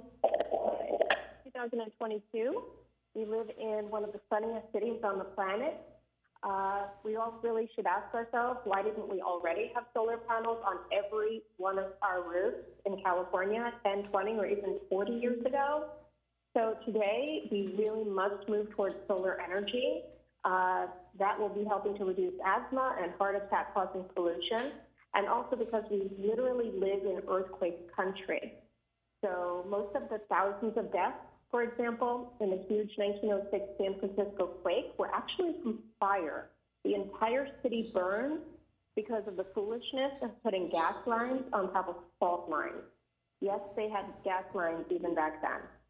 So my point is that in total, the fires burned the city down for 4 days and 4 nights. And what if the explosions and fires happen during our dry fire season? That's really not a wise plan. In fact, that's not a plan at all. And by the way, I know our earthquake shut-off gas valves will also break when the earthquake is powerful enough. So those shut-off gas valves are only as good as, the size of the earthquake. So here we are, over 100 years later, and we still haven't learned from that 1906 nightmare. That's really shameful. We really have to move away from gas completely. We should do better. We must do better. And our best hope for a brighter future is to work out any challenges we have figuring all this out ASAP, and we should need to make citywide solar happen right now. Okay? Thank you so much. Thank you. Okay, bye-bye. Thank you, Jackie. Next up, we have Michael. Hello, Michael. Michael, are you there? Huh? Hi, Michael. You are on for item 5B. Hello? Michael, are you there? Yeah, I am. Can you hear me? Yes, we can hear you. You are on for item 5B. You have 3 minutes.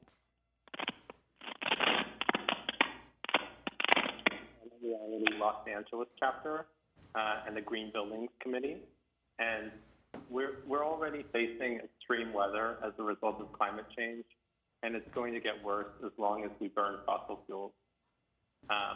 So I'm very excited that the city is considering this, and this is a very good REACH code proposal.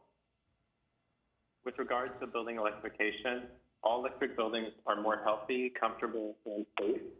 They're also less expensive to construct and maintain. The one thing I think could make this proposal even stronger would be to include those substantial remodels you guys are discussing. It's recommended to be deferred, but I think it would be a lot stronger to just do it right now. With regards to EV charging, making sure that new multifamily buildings, parking spots for every unit, make sure they have at least one EV-capable parking space per unit will make the transition to EVs more equitable. EVs, there's some concern about the eventual impact on the grid, but I don't think this REACH code is going to cause an issue for the grid because it applies just to new buildings, so the impact is going to be gradual, and it doesn't make anyone buy an EV. So it's more about future-proofing. We can save people $7,000 per parking space by installing EV charging infrastructure in the new building ahead of time. So thank you very much. Okay, thank you. Is that the last caller? Thank you, Michael. We have 2 more callers. Next caller is Bert Culver. Bert, are you there? Yeah, I'm here. Hi, Bert. You have 3 minutes for item 5B. Hi, good evening.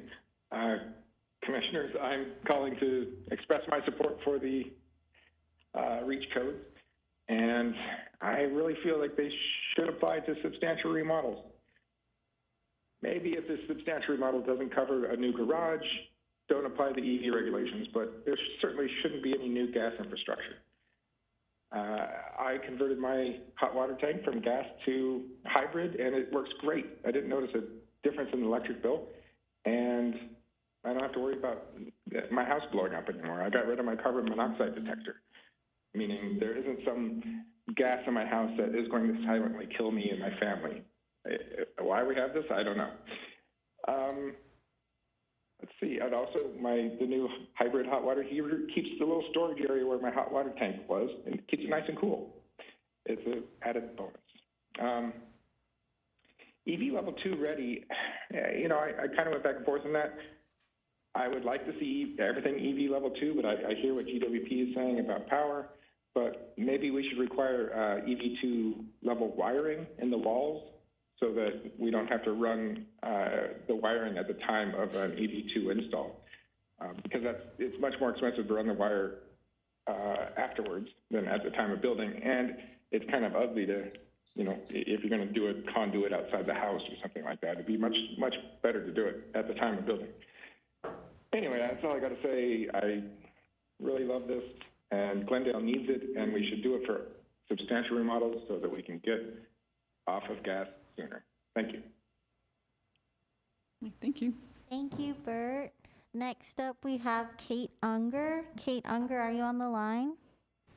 Hi, yes, I am. Hi, Kate. You have 3 minutes for item 5B.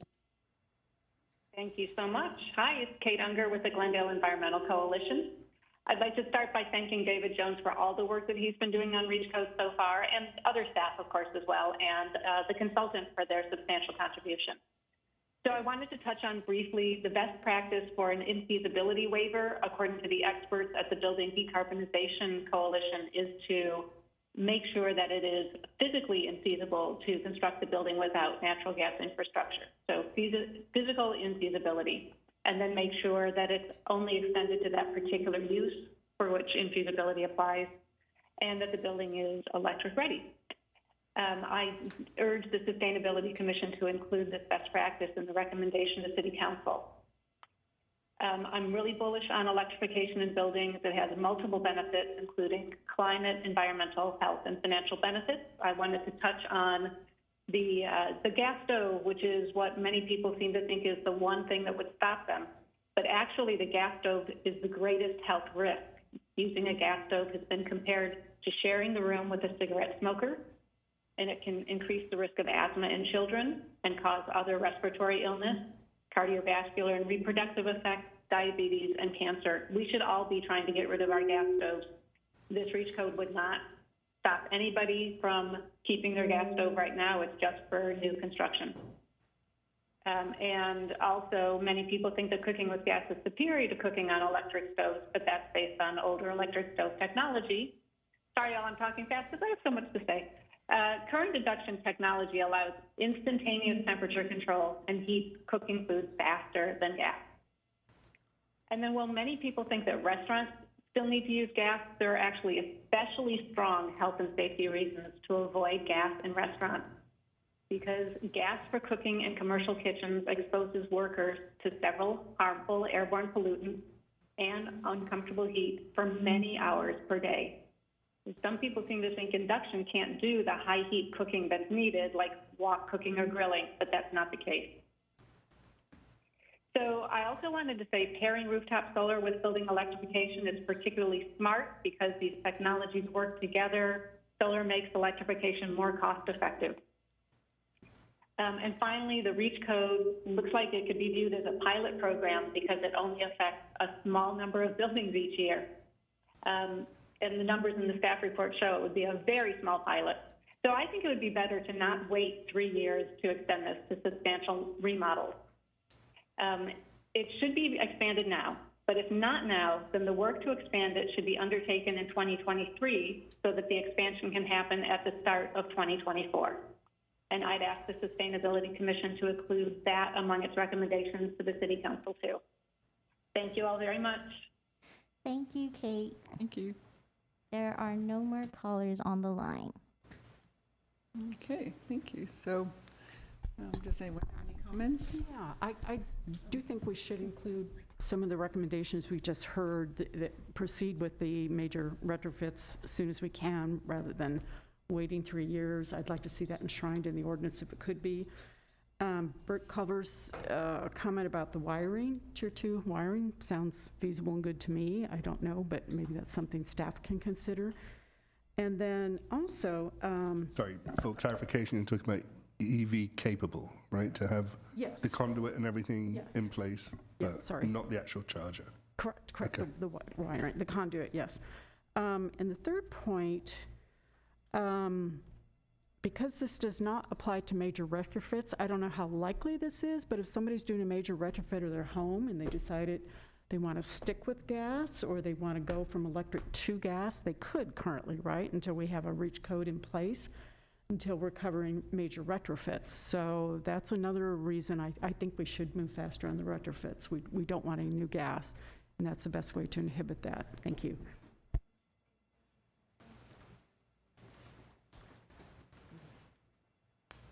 So the 2022 California Code, where there is retrofits of over 1,000 square feet and additions, certain requirements come in. So like if you're going to, like if you swap out, you'd have to like make sure that your house would be electric ready. So you could install a gas like furnace, but you'd also at the same time make sure that it's ready for an all-electric appliance too. So the code is very much pushing in that direction for all-electric. Anybody think that's adequate? Just throwing that out. I would rather see be a percentage of the, instead of saying 1,000 square feet, that's, I'd rather see like adding 50% over what the existing square footage is, because a lot of homes in Glendale are barely 1,000 square feet, and so a lot of major remodels could be in the 500, 600 square foot range. So, I'm sorry, can you clarify what you're, so if we're going to say all electric, so if it's a substantial retrofit, and Ryan, you may have to correct me on this, we have to be careful that what we're saying is not like a performance or prescriptive requirement, because if we do that, then we have to go through the California Energy Commission process to get their approval. If we're saying it's just straight building electrification and no additional performance requirements, that's where we can go through the Building Standards Commission, which is a much easier process for us. If we're going to go through the California Energy Commission process regarding prescriptive requirements, this potentially, we know we're going to have to get on hopefully their December agenda, but their December agenda is pretty much filling up, so we may have to be delayed until January, February, March, when they can get us on their agenda for these issues. So we'll get better clarification on that, but there's a bigger picture of if we're doing more than just electric, there's a different process that we'd have to go through, and it's a much longer process. Okay. Yeah, that's probably why staff was trying to steer us more towards just new construction. That's just what I've said before, though, that the city's built out, and so the big challenge is like, what do we do with the 75,000 buildings that are already here? That's where you can really move the needle in a shorter period of time instead of sitting around waiting for new construction, so. And that is correct, and as I mentioned at the beginning of the presentation, as we develop the planning process for the Climate Action Adaptation Plan, there's going to be the real opportunity within that planning process to look at existing buildings and to stretch the envelope beyond what we're doing with this initial proposed REACH code. Okay, thank you. And a couple of things. Number one, on I think it's page 15 of the report, I want to echo something I mentioned a few months ago when our planning folks were here, that putting in the conduits in advance saves both effort and money and time significantly at the tail end. If you try to go back years later and try to add EV charging or conduits for 240 to support stoves and whatnot, electric stoves. So putting in the conduits today would save you significantly years from now. The estimate from CARB was $7,000 to $8,000 per parking space. So the buildings that are built, just a few years ago, I guarantee you most of them, they did not put in the conduits because they tried to save literally a few $100s in some cases. And 5 years, 10 years from now, when we try to add chargers for those, it's going to cost thousands of dollars per space. And it's going to require jackhammers and sawing cement and whatnot. The intention, David, for my colleagues in terms of retrofit is that what happens when a building, is getting remodeled and they keep the same square footage, but literally, tear down the entire house, except 2 walls, probably, and say, oh, that's technically a remodel. Is that a major loophole that we need to address? So let's look at the other cities, jurisdictions that have done this, and say, what formula did they use so that people don't game the system? For lack of a better description, gaming is the right word. Where they tear down the entire house, they keep 2 walls and say it's the same house, it's the same square footage, and they narrowly miss the threshold that we put in place, whether it's 50% or 80%. Right. So let's look at what other jurisdictions have done not to game the system. Last but not least, for the sake of full disclosure, I work for Southern California Edison that supports this process, supports adding PV on structures and EV chargers, and in general we're supportive of REACH code. So that's something that is not a conflict of interest here, but I'm here on behalf of the City of Glendale residents, not Southern California Edison. Thank you. Okay, any other comments or discussion topics? One quick one. If I didn't say it, I did specifically like Kate Unger's recommendation about limiting it to physical infeasibility. And then, David, didn't you say, I think in Los Angeles, if it's you increase the value of the property by more than 30%, or the investment in the remodel is equivalent to 30% of the value or more, that you then are considered, you would be captured in that. So for that, an assessment would be required, or county assessor's office? Okay. I'm sorry. Yeah, it should be clear what the basis for the value is, you know, the baseline.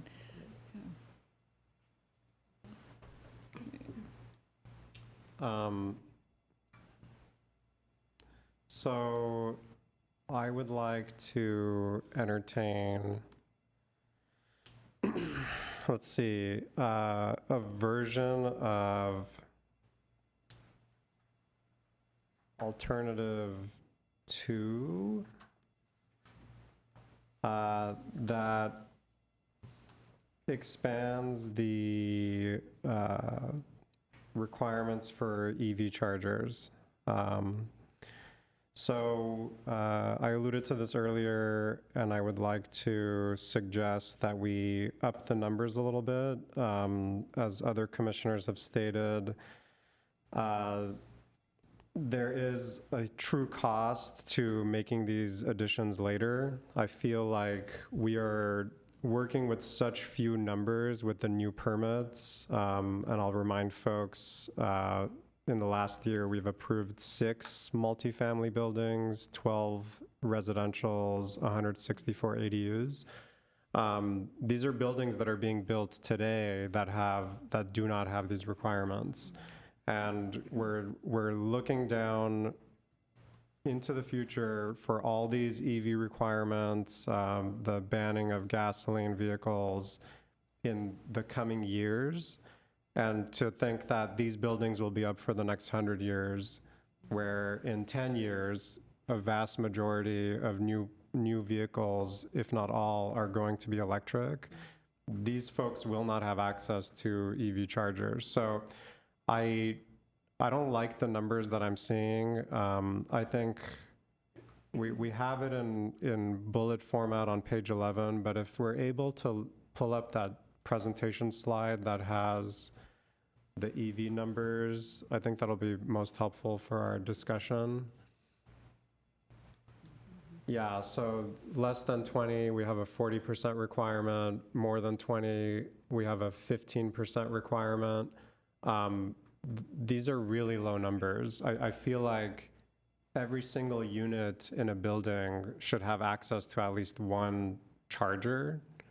And, you know, we can talk about whether it's EV ready or a version thereof, but to think that a building with more than 20 units only has 15% of its parking stalls having access to EV chargers is just, to me, that sounds crazy. That there was talk about the 20-story building on Maryland and Durand, like there would be so few parking spots with EV chargers in that building, and that building is going to be up for the next 70 years. Like, I just don't understand the numbers, and I'm hoping that we can pursue a much aggressive number than what we're seeing as part of alternative 2.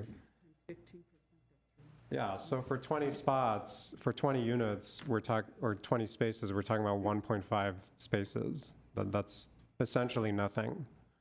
I live in a condo that was built in the 90s, and I've looked into installing an EV charger for my unit, and it's very challenging to even think about running the conduit from the stall to the unit to the meter. It's just a nightmare.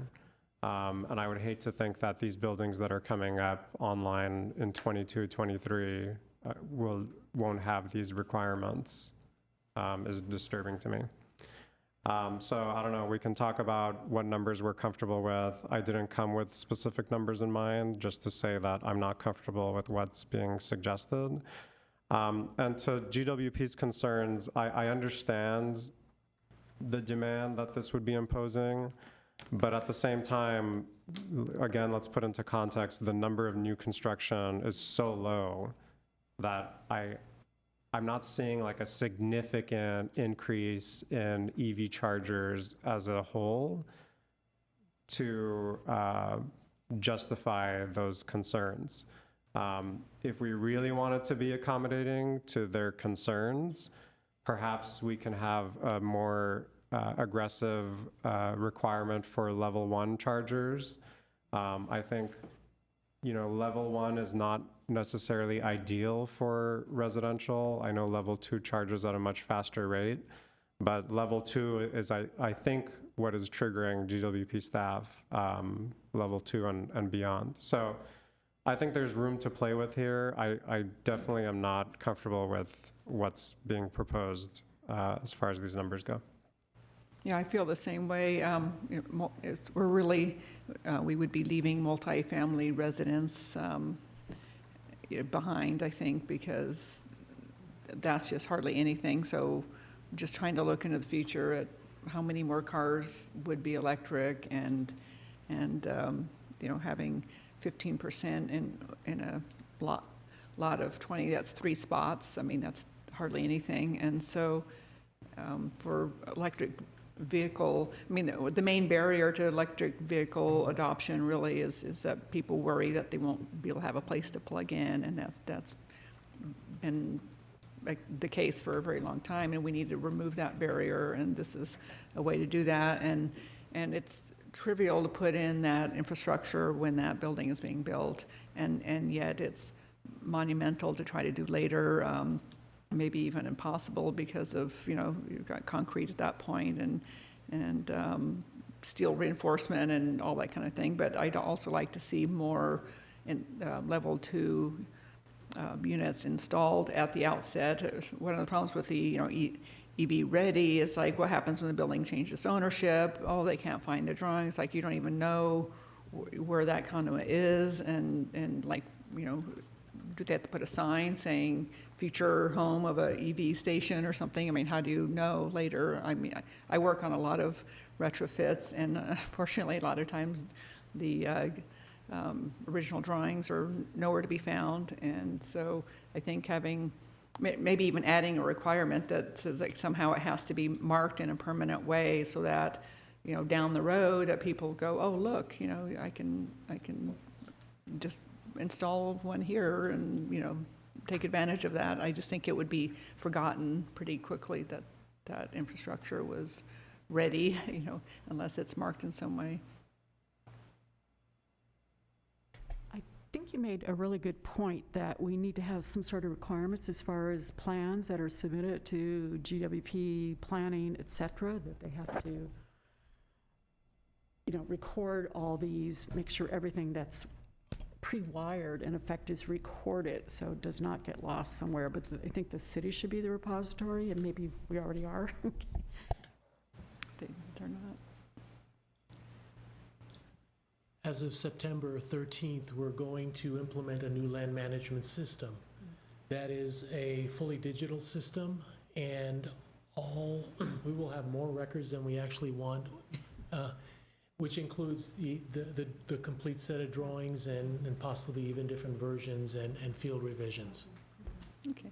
So then there could be a requirement that the EV ready, connection locations be marked on those drawings, and so it's very clear.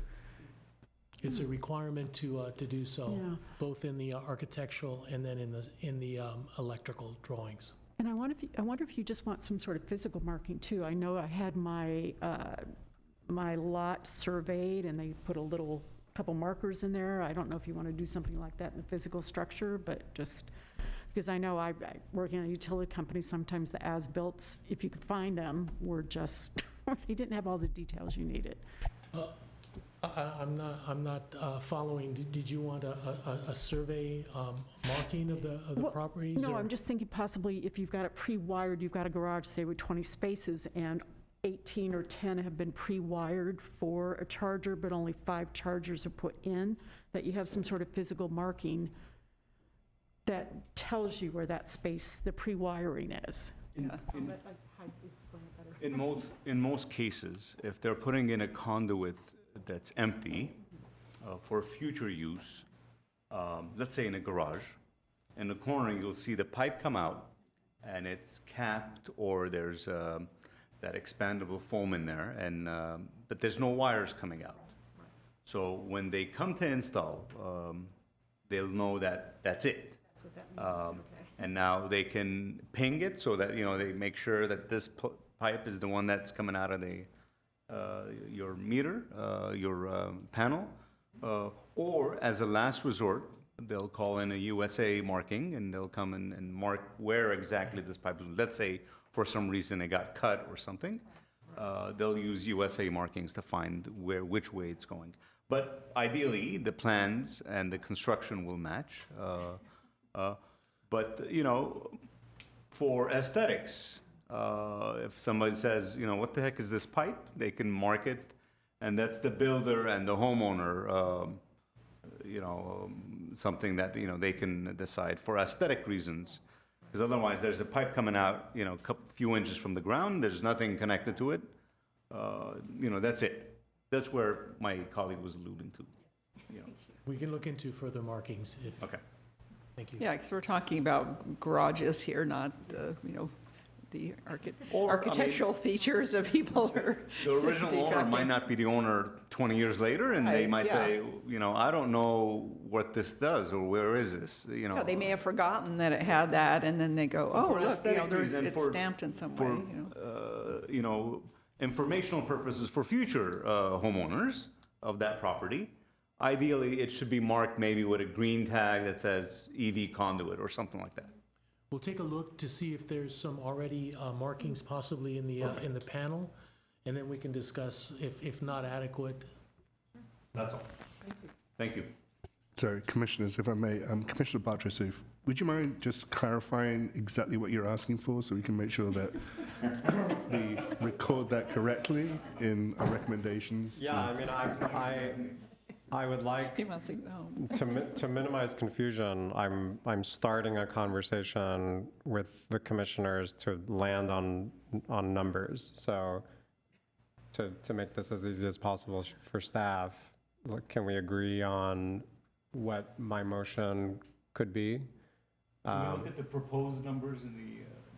Yeah, and I think it's worth mentioning. So I'm looking at page 11 of the staff report. So for multifamily less than 20 spaces, there's a 40% requirement to be EV ready.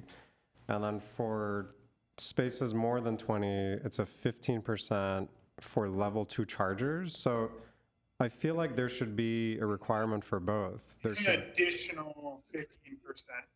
So if you're greater than 20 spaces, you have the 40% EV ready, and then you add another 15% installed. So we're talking 55% of spaces have some infrastructure, not 15. I see. So, Commissioner Joseph, even for the 40%, I think that's too low for the future. I think, at an absolute minimum, it should be 50 or 60%.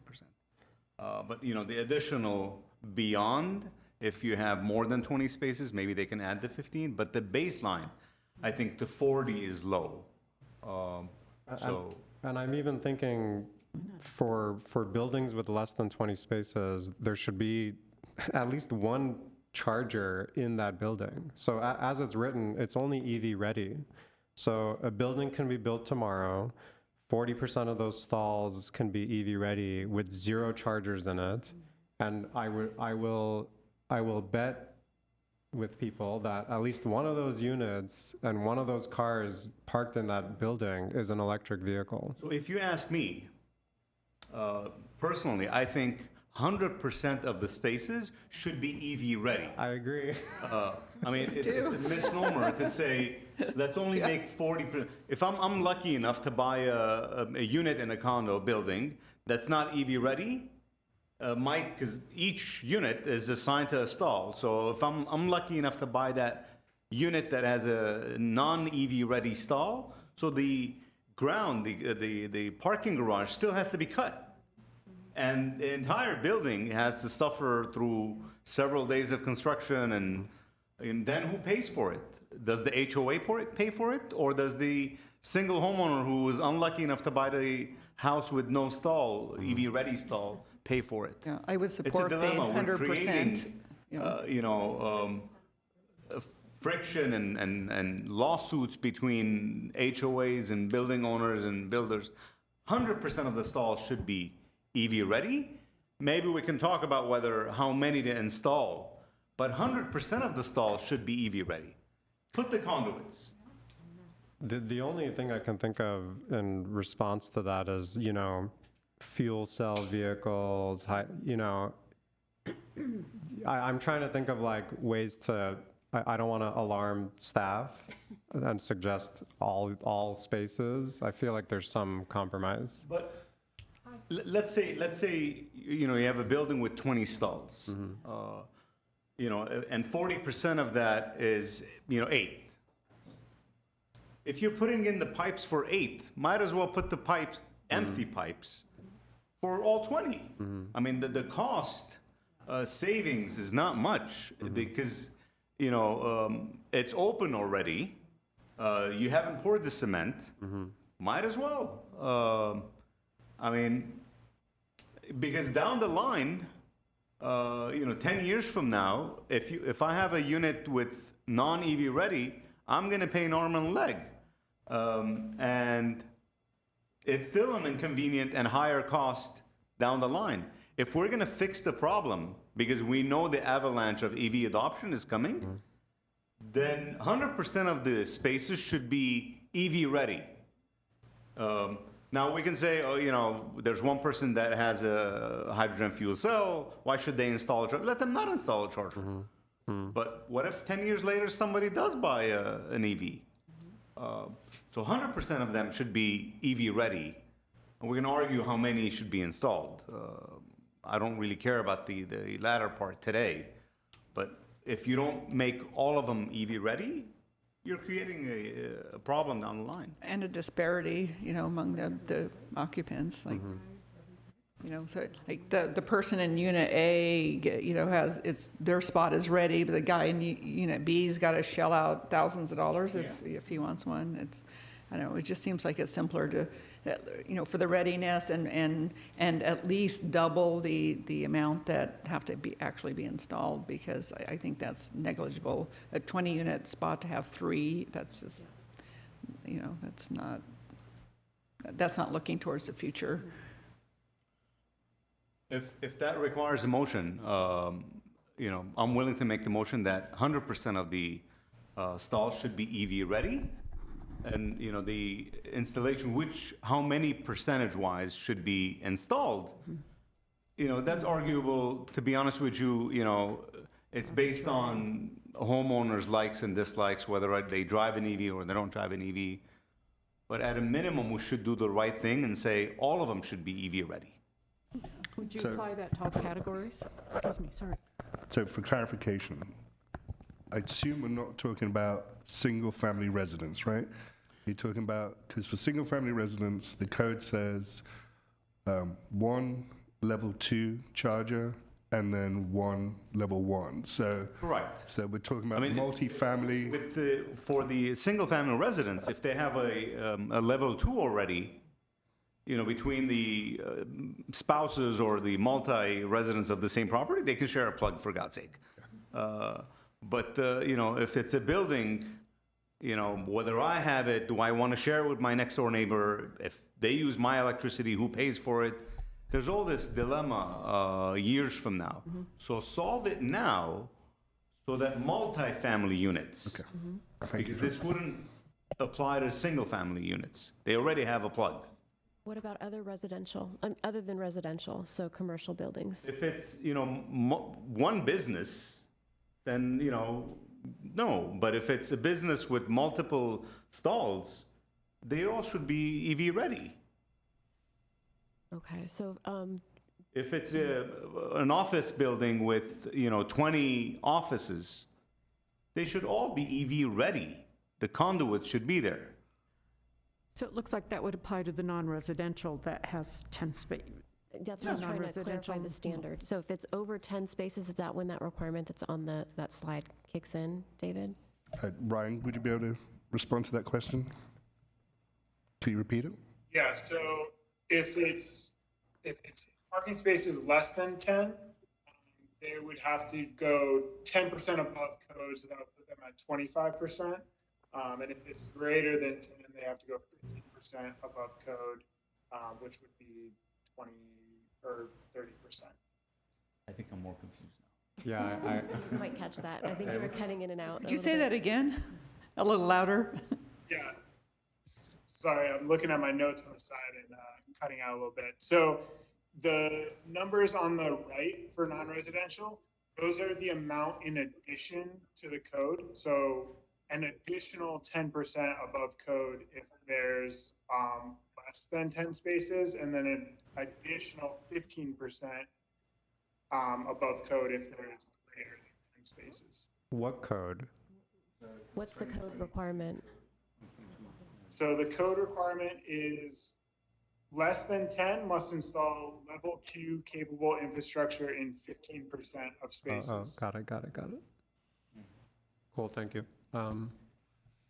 Yeah, that seems almost insignificant, and an additional 10% is like, almost like why bother? So I would support that being much higher. Yeah, my proposal is that anything beyond the single-family residence, 100% should be EV capable.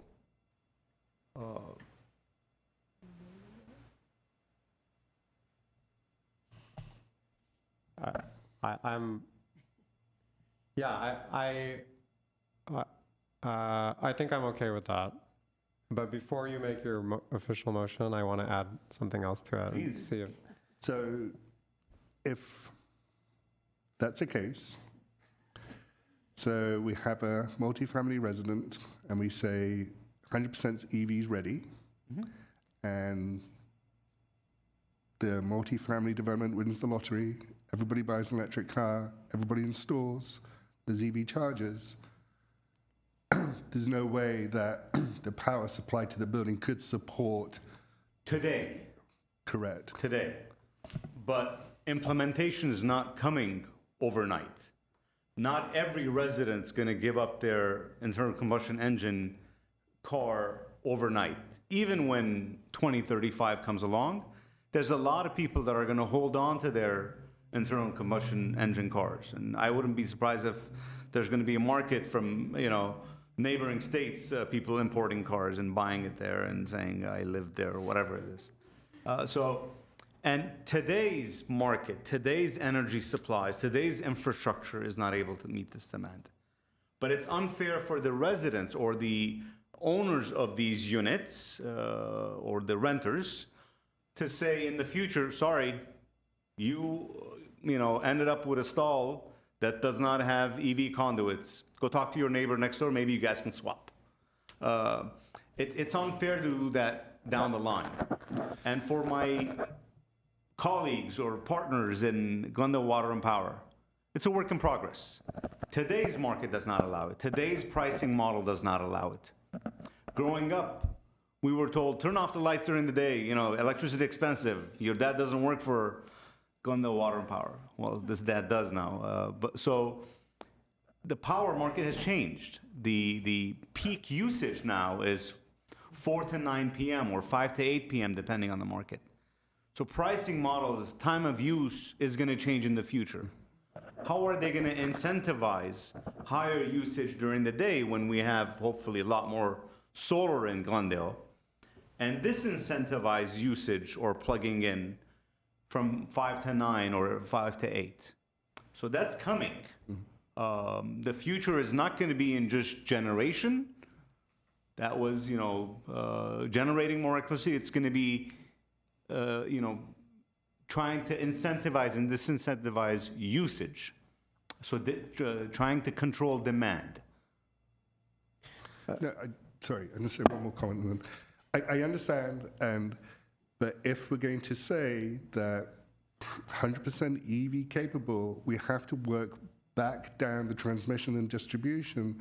So for that future-proof date, because it'll be even more expensive if we're just saying, right, we're going to build the building to have EV capable, but we don't necessarily have the transmission lines to come in. So they're going to have to re-dig up, I assume, all of that back to, I don't know, I'm not an engineer, but I'm just saying, I understand what you're saying, but we're going to have to really speak to Glendale Water and Power about this, about what that potentially means. The distribution line that goes to the building, the capacity of that line, if it's undergrounded, let's say from the pole to the building, will have to be upgraded in the future.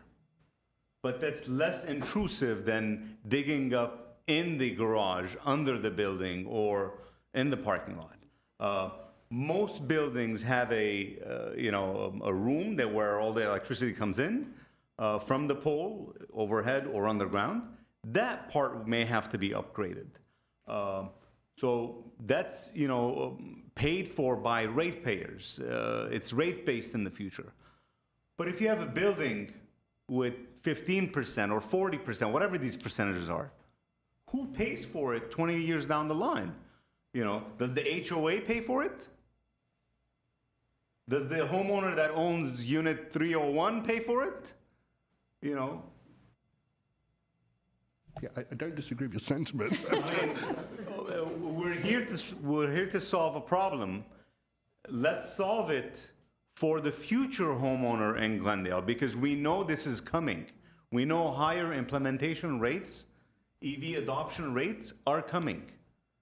So I don't think it's unreasonable to say, we're not saying install EV chargers in every stall. Make it EV ready so that the pipe is there from the panel to your stall. In most cases, Commissioner Bartrosa, part of the problem with installing chargers in people's parking structures underground in condos is because the panel's in your bedroom, and you want electricity in the garage. The panel doesn't know when it's being overloaded by your EV. So therefore, it's a problem. That conduit, that connection, has to be built in advance. Otherwise, to fix in your building, you would have to put a new conduit in the wall all the way down to the garage, and somehow install something in the garage that monitors the power that is going through your panel. Very complicated. I would just say, David, and I hear what you're saying too. I mean, first I wish that Glendale Water and Power were here, because we're getting into some technical weeds, and I think it's productive. But I would have loved to have their feedback on this. I feel like if we are not ready and there's an influx and demand for these EV chargers in these buildings, I don't know if this is possible, but maybe GWP could impose that they only be level 1 chargers when that time comes. So if the building is not ready or the city is not ready, then maybe there can be a restriction on the number of level 2 chargers, but at least the infrastructure is there to do a trickle charge, which in many cases is adequate. I know everybody wants the level 2 because it'll charge overnight, guaranteed, you'll get a full tank, but in many cases you don't need that. So, and my neighbor who lives in my building has an electric vehicle, and he doesn't need a charger in the building. He works at a hospital that has chargers. He goes to the gym that has chargers. I almost, this conversation is a little bit weird for me, because as a city on principle, we're moving towards sustainability. We want everybody to be as green as possible. But in some ways, we're kind of saying, like, we're not ready for that. like, hold on a few more years, you know, keep driving your gas car because we just can't charge your car yet. It's just a bit of a contradiction, and I'm struggling to like weave that balance, but I feel like that is a good compromise to have the EV ready. When the time is right, we can all buy electric cars if we can afford it, or even if we're driving. A lot of people don't drive. So yeah, that feels like a compromise to me. And What you very said reasonable. makes 100% sense. If the conduit is there, if Glendale Water and Power 5 years from now says, whoa, too much, and you know, they say only level 1 for right now, then so be it. I mean, if the conduit's there, if the pipe is there, you can run a 110 or you can run a 220. But at a minimum, you're not, you know, digging up half the garage. Right, because you do need a permit to install an EV charger in the city. So there is some level of review. GWP could intervene potentially if we're going crazy and being too green too fast, then they can hit the brakes. By the way, you can charge your electric bike in the garage as well, so not to be exclusively for cars. So, yeah. But the thing that I wanted to touch on before we move forward with the motion is I want to go back to the remodeling thing. I want to spend time on that because I can assure you, even though we don't have the numbers in front of us, that the number of remodels happening in Glendale are far greater than the number of new permits. And so, you know, this really is a drop in the bucket, what we're proposing today. And I don't know what mechanism we have to include remodels. But as Heike said earlier, there are many cases where a homeowner will leave one wall up, do a major remodel. It's practically a new house. They're putting in the brand new gas stove.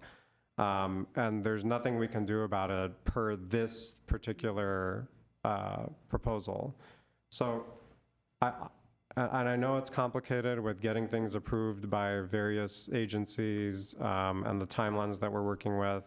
I do want to get a firm understanding of like, what options do we have to include remodels as whether it's part of this or separate from this. I guess I'd like to know that in advance before making a motion. I guess the question to ask David would be, how far can we go? What's the threshold that we can go without triggering that? Ryan, would you mind talking about the renovation and remodel that you outlined in the memorandum?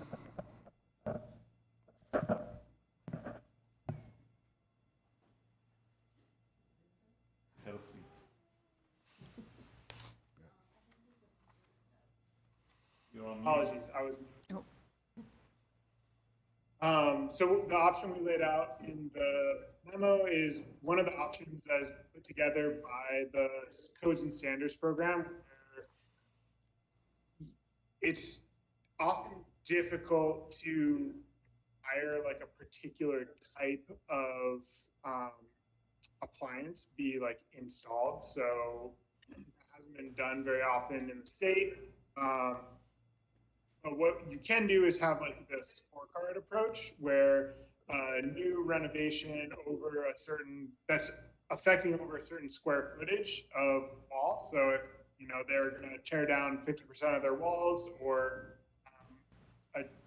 impact 50% of their foundation, for example, and those thresholds are able to be moved around a little, they would need to score a certain amount of points on this checklist. And it has some electrification options, but it also has other things like energy efficiency. But the way it's structured is that the electrification points are usually worth the most. So it's kind of this easiest way through the checklist. So it's not a comprehensive electrification requirement on retrofit, but it does provide a lot of flexibility, and it's kind of already been vetted and developed by the state and by local codes and standards, so it'd be easier to move that forward without, substantial cost effectiveness studies and things like that. Sorry, are you describing an existing requirement? It is a pathway that was developed by local codes and standard. It doesn't exist in the way of like it's something the city has adopted or anything, but it is a process that exists that has been developed by local codes and standards. It's sort of like Cal Green Tier 2, like a city can opt into it, and that has kind of been pre-developed for cities to look at.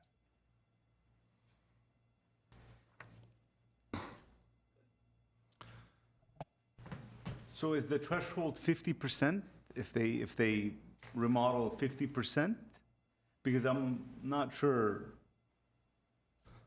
So different cities, I think, have different thresholds. What's right? the maximum we can go and say, if you remodel 25%, if you remodel 40%, what's the lowest we can go and say we can still, we don't have to go through the CEC process?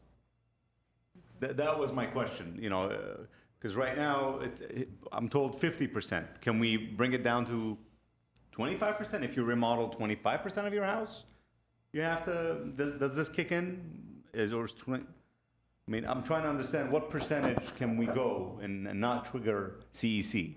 You will need to go to CEC for this because you're affecting energy efficiency.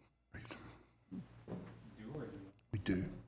So regardless of what percentage we choose, we have to go through the CEC process. Yes. So as Ryan said, because we're affecting energy efficiency, two things would have to happen. So whatever threshold we chose, whatever it is we decide, we'd have to get a cost-effectiveness study, first of all, to make sure that what we're proposing is cost-effective to the homeowner, to the whoever. Okay. If it's not cost-effective, we cannot adopt that REACH code. So that's the first thing we have to do. So once we identify those strategies that are cost-effective, we can then say, right, let's then establish a threshold at which point those cost-effective strategies would come in. Okay. Are you talking specifically about building electrification or any and all of these three different areas? I think the remodels are for building electrifications. And so, and then the study, and the study was done for 50% only, correct? I don't know what the study has been done for. I don't know what, because it said different cities, some cities have their threshold by dollar value of the house. So we'd have to really look into that a bit more. We can't answer that question right now. Yeah. And then again, the second part of it is like, are you talking about single family houses? Because then we'd have to refer back to or refer to the new 2022 code and see where alterations, where that kicks into existing family and what that would potentially mean. So that's why I think we're wanting to hold back a little bit on the retrofit because of the complications in this area.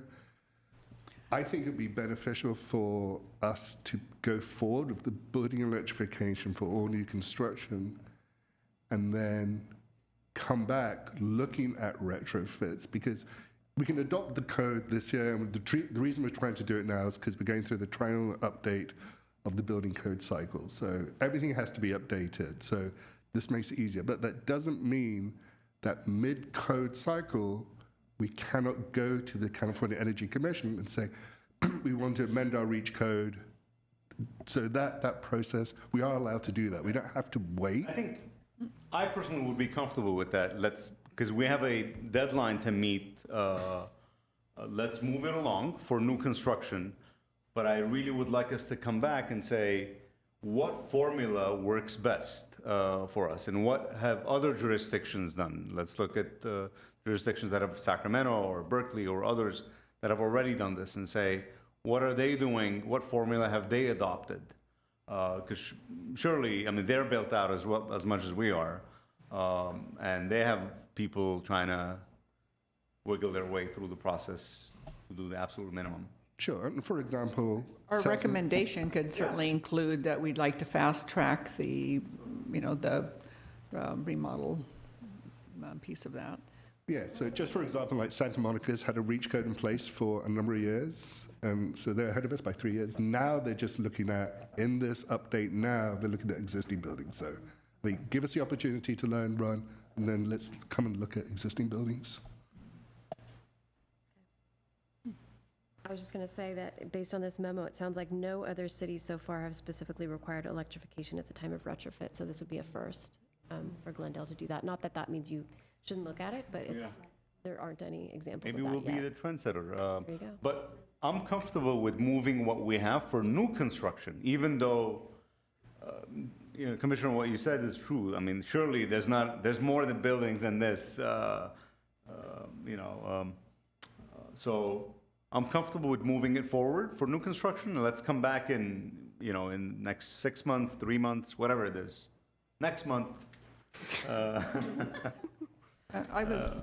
do have a caller, by the way, if you want to take the call. I thought public comment was over. I should have actually said public comment is over, but I assume they've been holding, so okay, let's take the other call then. Okay, you'd like to take the caller for 3 minutes? Okay. Yes, and then after that, the public comment is closed. Okay. Hello, Leah? Hi, Leah? Hello? Leah, are you there? Hello?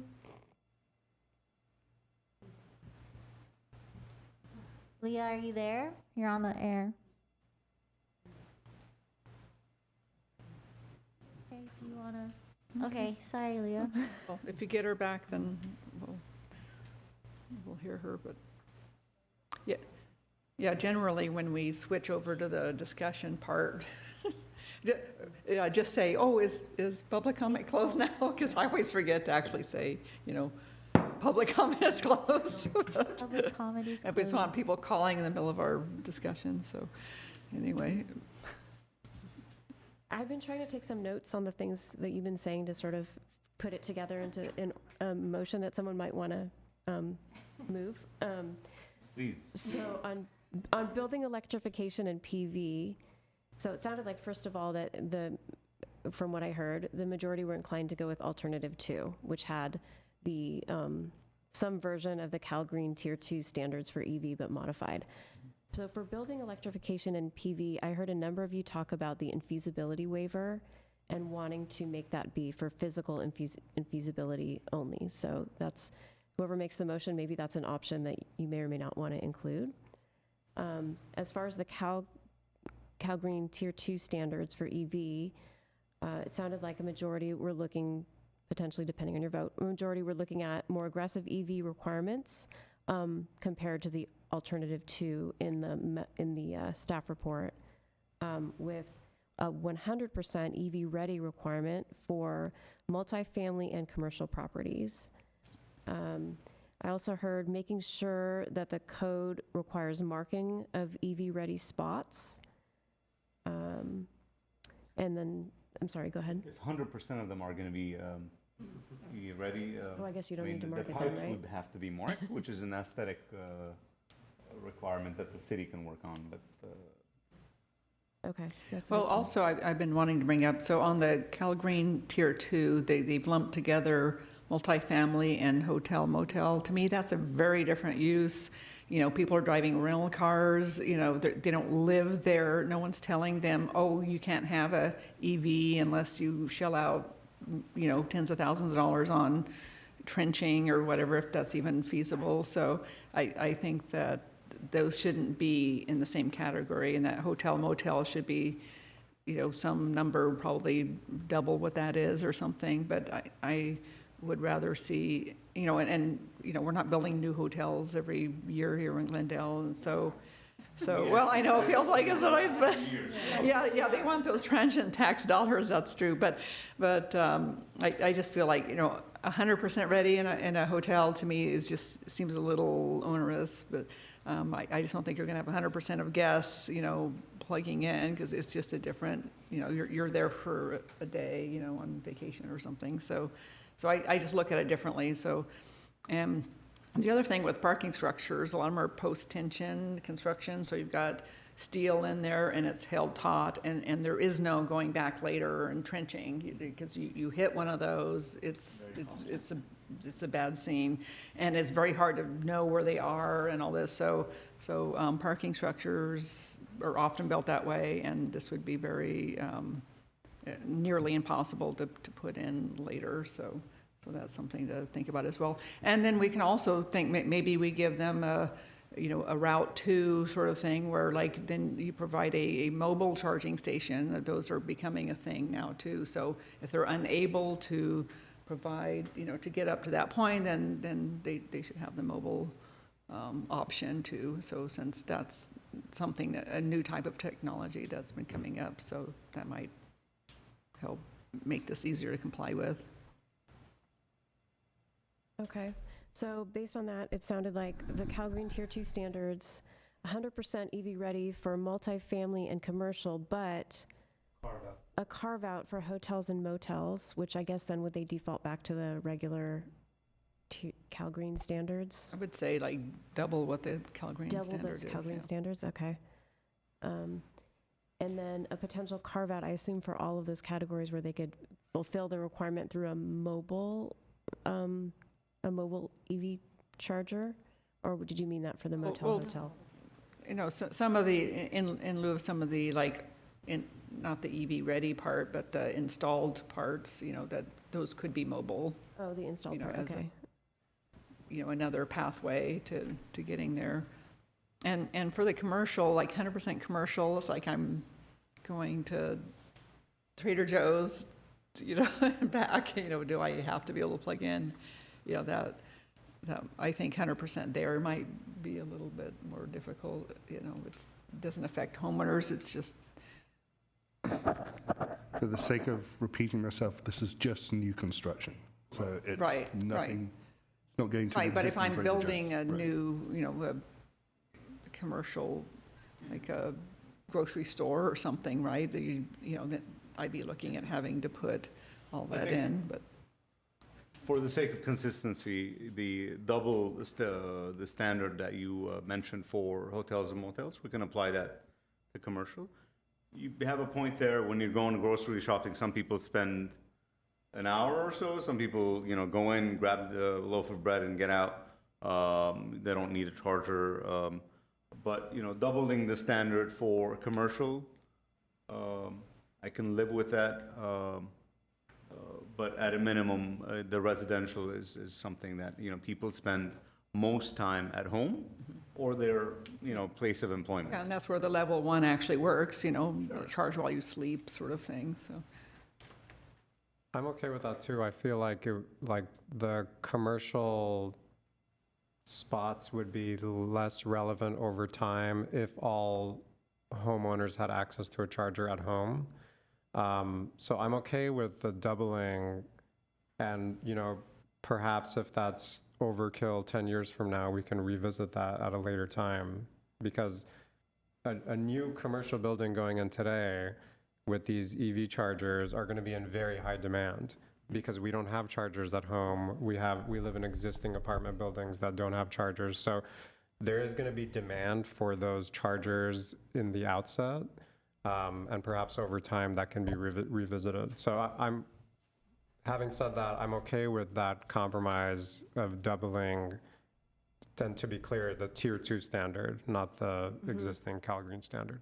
So both for hotels and motels and just generically commercial space, those would all be subject to doubling of the Tier 2 CalGreen standards? Yeah. Okay, but multifamily would be 100% EV install, okay. Yeah, it's an equity thing in our minds. EV ready. EV ready. And Don't then, confuse it with EV installation, right, EV charger. and I didn't know, it sounded like you wanted a higher number of actual installation required for EV, but I don't know if we ever landed on. Yeah, so we have for over 20, we have 15% with chargers. And then under 20, we don't have any requirement for actual chargers.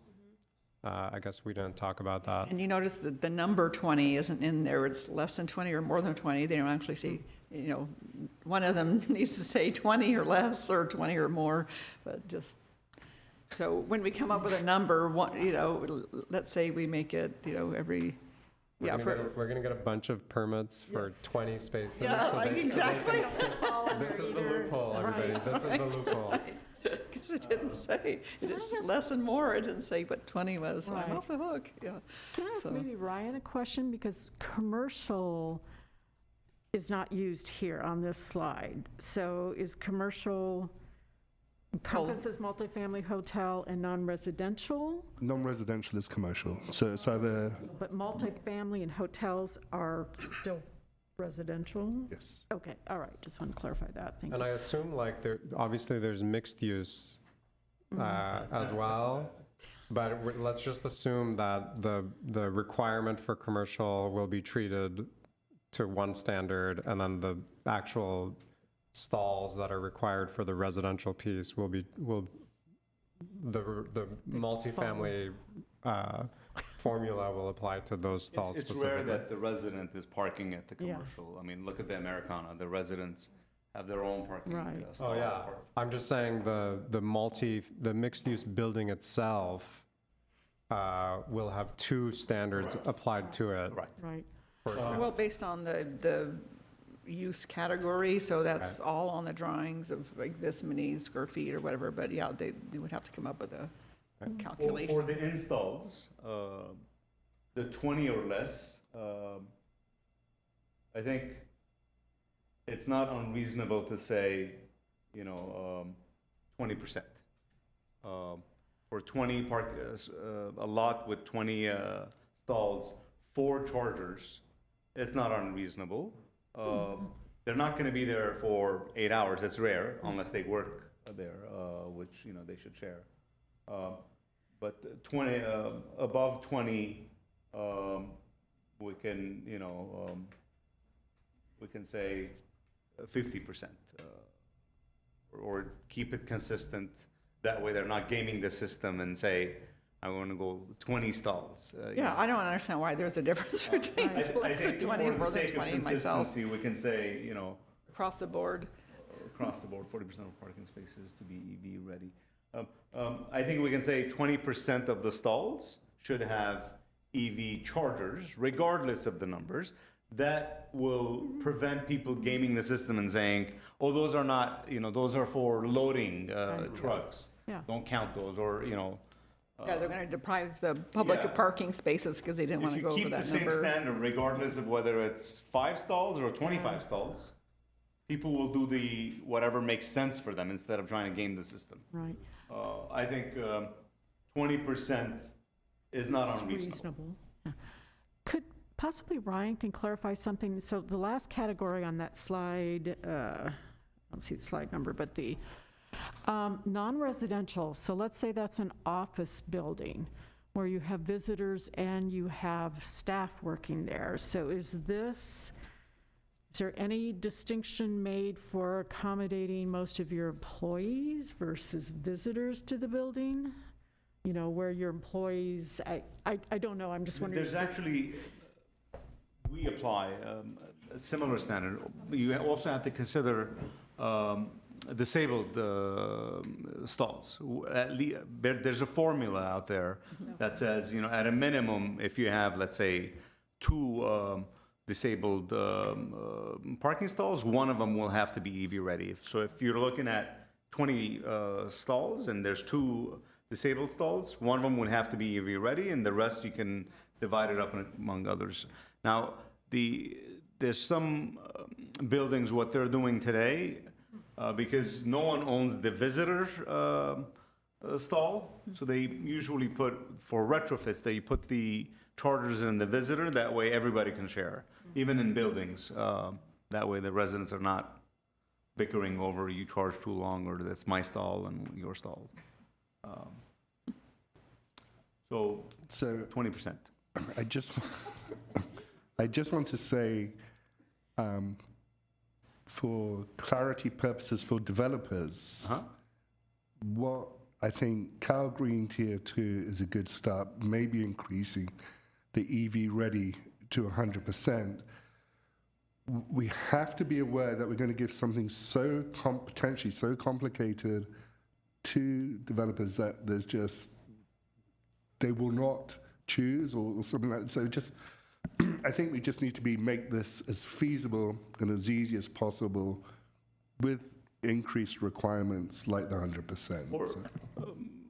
For the sake of clarity, we discussed at length making all stalls EV ready, but only 20% of those stalls have to be installed. And we're getting rid of the under 20, over 20. We're actually simplifying it, I think, saying 20%, regardless of how many stores you have.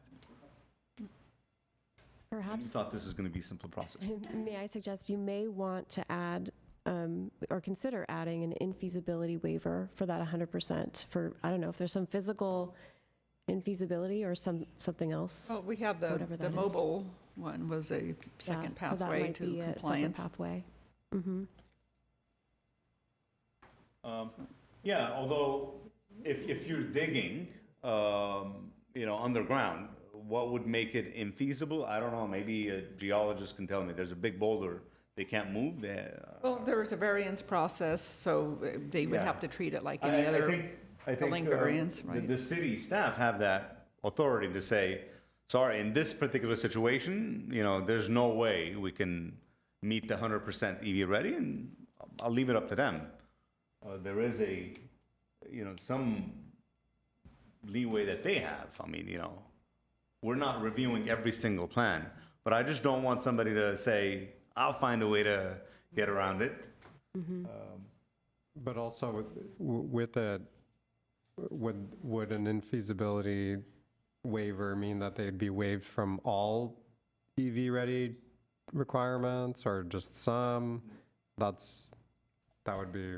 Because it has to be a physical infeasibility is what you're recommending, so. Right. For new construction, how likely is that? Highly unlikely. I mean, if you're doing a dig, what would prevent you from putting 5 pipes that go in 5 different directions or 20 of them? I mean, you're doing the dig. Whether you go down another inch or 2, it's not going to make a whole lot of They're difference. running other things out there too, lighting and whatever, so, So, that option still exists for the city, although I would be, extremely surprised if there's somebody that says, not possible. yeah, we want to hear from them why it's not possible. So we're putting it out there, and it's like, oh, is there some reason it can't be 100%? We're all ears because we can't think of a reason, so. Plus, these are just recommendations to council, so we're not signing on the dotted line. This process will repeat itself, Mike, do you have a question? Please let me know if I'm asking too many questions today. Oh, no. So this is more nuanced, I guess, more GWP question, but do these REACH codes address the type of energy sources that these new electric charging stations will be utilizing? No. No? No, I mean, the Glendale Water and Power, sources their energy, percentage renewable, percentage unrenewable. They have a goal in the future to be 100%. But, the REACH codes don't say, it has to be 80% renewable or 100% renewable. That's a different process, a different sausage making. Yeah, that's unfortunate because, obviously, we would prefer, if a Tesla, you would plug it in and it would not be from, a fossil fuel, it would be from solar panels or something. Yeah. If they're plugging in during the day, Mike, there's the electricity that's coming in is a lot cleaner than during peak hours, because the peaker plants, the gas-powered peaker plants, kick in when there's really high demand, 5 to 8, 4 to 9 p.m. During that duck curve, right? Yes. Yeah. Okay. You know the duck curve. Yes. It is cleaner. So the powers that be have to find a way to incentivize daytime charging. No, but that is a point that I've made in the past. It's like, we're making people go all electric when those energy sources aren't clean right now. So, but we got to get there somehow. And if not now, when? So should we have this Can we have it Do you want me to summarized, just Try one? and summarize it? Okay. Yeah, thank you. Thank you for doing that. Let me see what I can do, and then one of you can make the motion. So building electrification, infeasibility waiver for physical and feasibility only. PV, this is, again, all the alternative to. Infeasibility waiver also for physical infeasibility only. The Cal Green Tier 2 standards for electric vehicles, however, with the modification that for multifamily, 100% of the spaces will be EV ready. For, I guess it's called non-residential, it's going to be a doubling of the Tier 2 standards. For installations, 20% should have electric vehicles, and this can be achieved with mobile chargers as necessary. And as far as retrofitting property, I thought I heard that the recommendation to council was to revisit this and to bring this back at a future time in the not too distant future to be evaluated and added at that time. Chair, I have a concern about, the suggestion you made about mobile EV chargers. I'm afraid what might happen is that instead of meeting the standard, they'll buy one mobile EV charger, which they'll keep charged and say, we have one available that we can wheel it to any stall, and therefore, Well, to replace a fixed one, not to replace all the fixed ones. Okay. I'm just afraid that that part might be used to game the system, to game the requirement and say, we have a mobile charger which is in the closet. They just never go buy one, or, Correct. or it goes missing. Oh, well, it was here a minute The ago. visitor that comes to the site, if there's not one available, they're not going to go ask the property manager and say, I'm going to be inside for 30 minutes. Do you mind wheeling out your mobile charger and plugging in my car that's over there? By the time they bring it out and they plug your car, you're done shopping. And how many of us go there and say, can you bring it out? I mean, you go to a supermarket, they run out of something. A lot of times, you don't have the time to wait and say, do you mind checking in the back? Yeah, we could, I think getting rid of that line might actually simplify it and Yeah, would not actually, I think allow- that was more of a pathway for existing construction because, sometimes you just can't dig in somewhere. And this is like, so maybe when we're circling back later and looking at existing construction, it's like, hey, they got this new thing called a mobile charger. So what's your excuse? I hear you. I know where you're coming from. I'm just afraid that it might be used for ulterior motives. And, and they'll say, we have one in the storage area. But by the time they get it out, you're not there anymore. It doesn't serve the purpose that we are intending to. But I think the approach is right, that this should be part of the remodel discussion, not new construction. It is still an emerging technology, and there are ways to, you can have it be so that, one of these mobile chargers, if they exist, can meet 10% of whatever standard you're applying in the future, whatever that standard is going to be. We have that for bicycle parking. So developers can opt to put in bicycle parking in lieu of X number of parking spots in a building, for example. So it doesn't eliminate the requirement, but it can address, say, 5% or 10% of what is being required. But again, I think this is part of a later I think conversation. for sake of simplicity, I'm just saying that let's remove it from this part. We'll come back and for retrofits especially, for infeasible structures or projects, we'll adopt that. Yeah, fine with that. Okay. I have a question. So is the new minimum threshold 20% for new EV charger installations? Installations, Okay, regardless of parking stalls. correct. How do we get to that number? I know Mr. Jones told us that if we did let's say 70, that would be too much strain on the power grid. What's our limit? Why can't it be 35? The way I reach that number is that when you go to a parking lot, whether it's Trader Joe's or something else, I think 20% having EV chargers available today, it's sufficient. If anything, it's beyond what's needed today. But I recently visited, just this week, a structure that had several hundred stalls, and they had 4 chargers. Ridiculous. And one of the stalls, the car was there that wasn't plugged in. It is an EV, but they're not plugged in. From personal usage, I'm just saying that 20% sounds right today based on what we need, and then some. There's some cushion there. Yeah.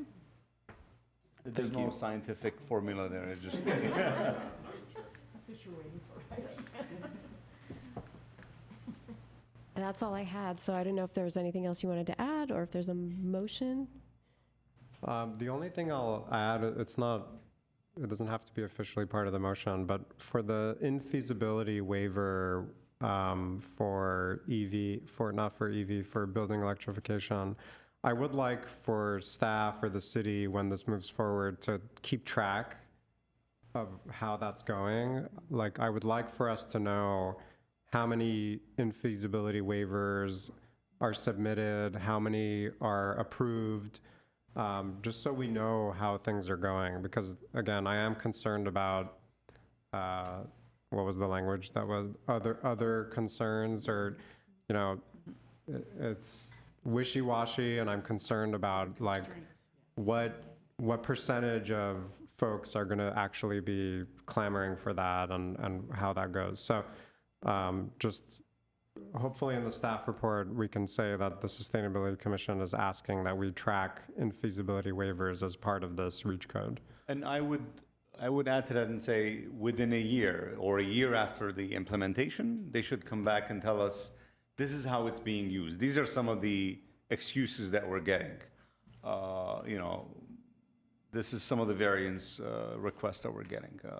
So I would say within a year, of implementation, let's hear back from them. Cool. Okay. Do you want to make the motion, Haig? Yes, please. I make the motion that was That long motion, okay. Yes. I'll second it. Okay, roll call, please. Commissioner Kartunian? Yes. Commissioner Kanjian? Yes. Commissioner Bartrosuf? Yes. Vice Chair Pinkerton? Yes. Chair Werner? Yes. The motion passed. Thank you to the presenter. Thank you, Ryan.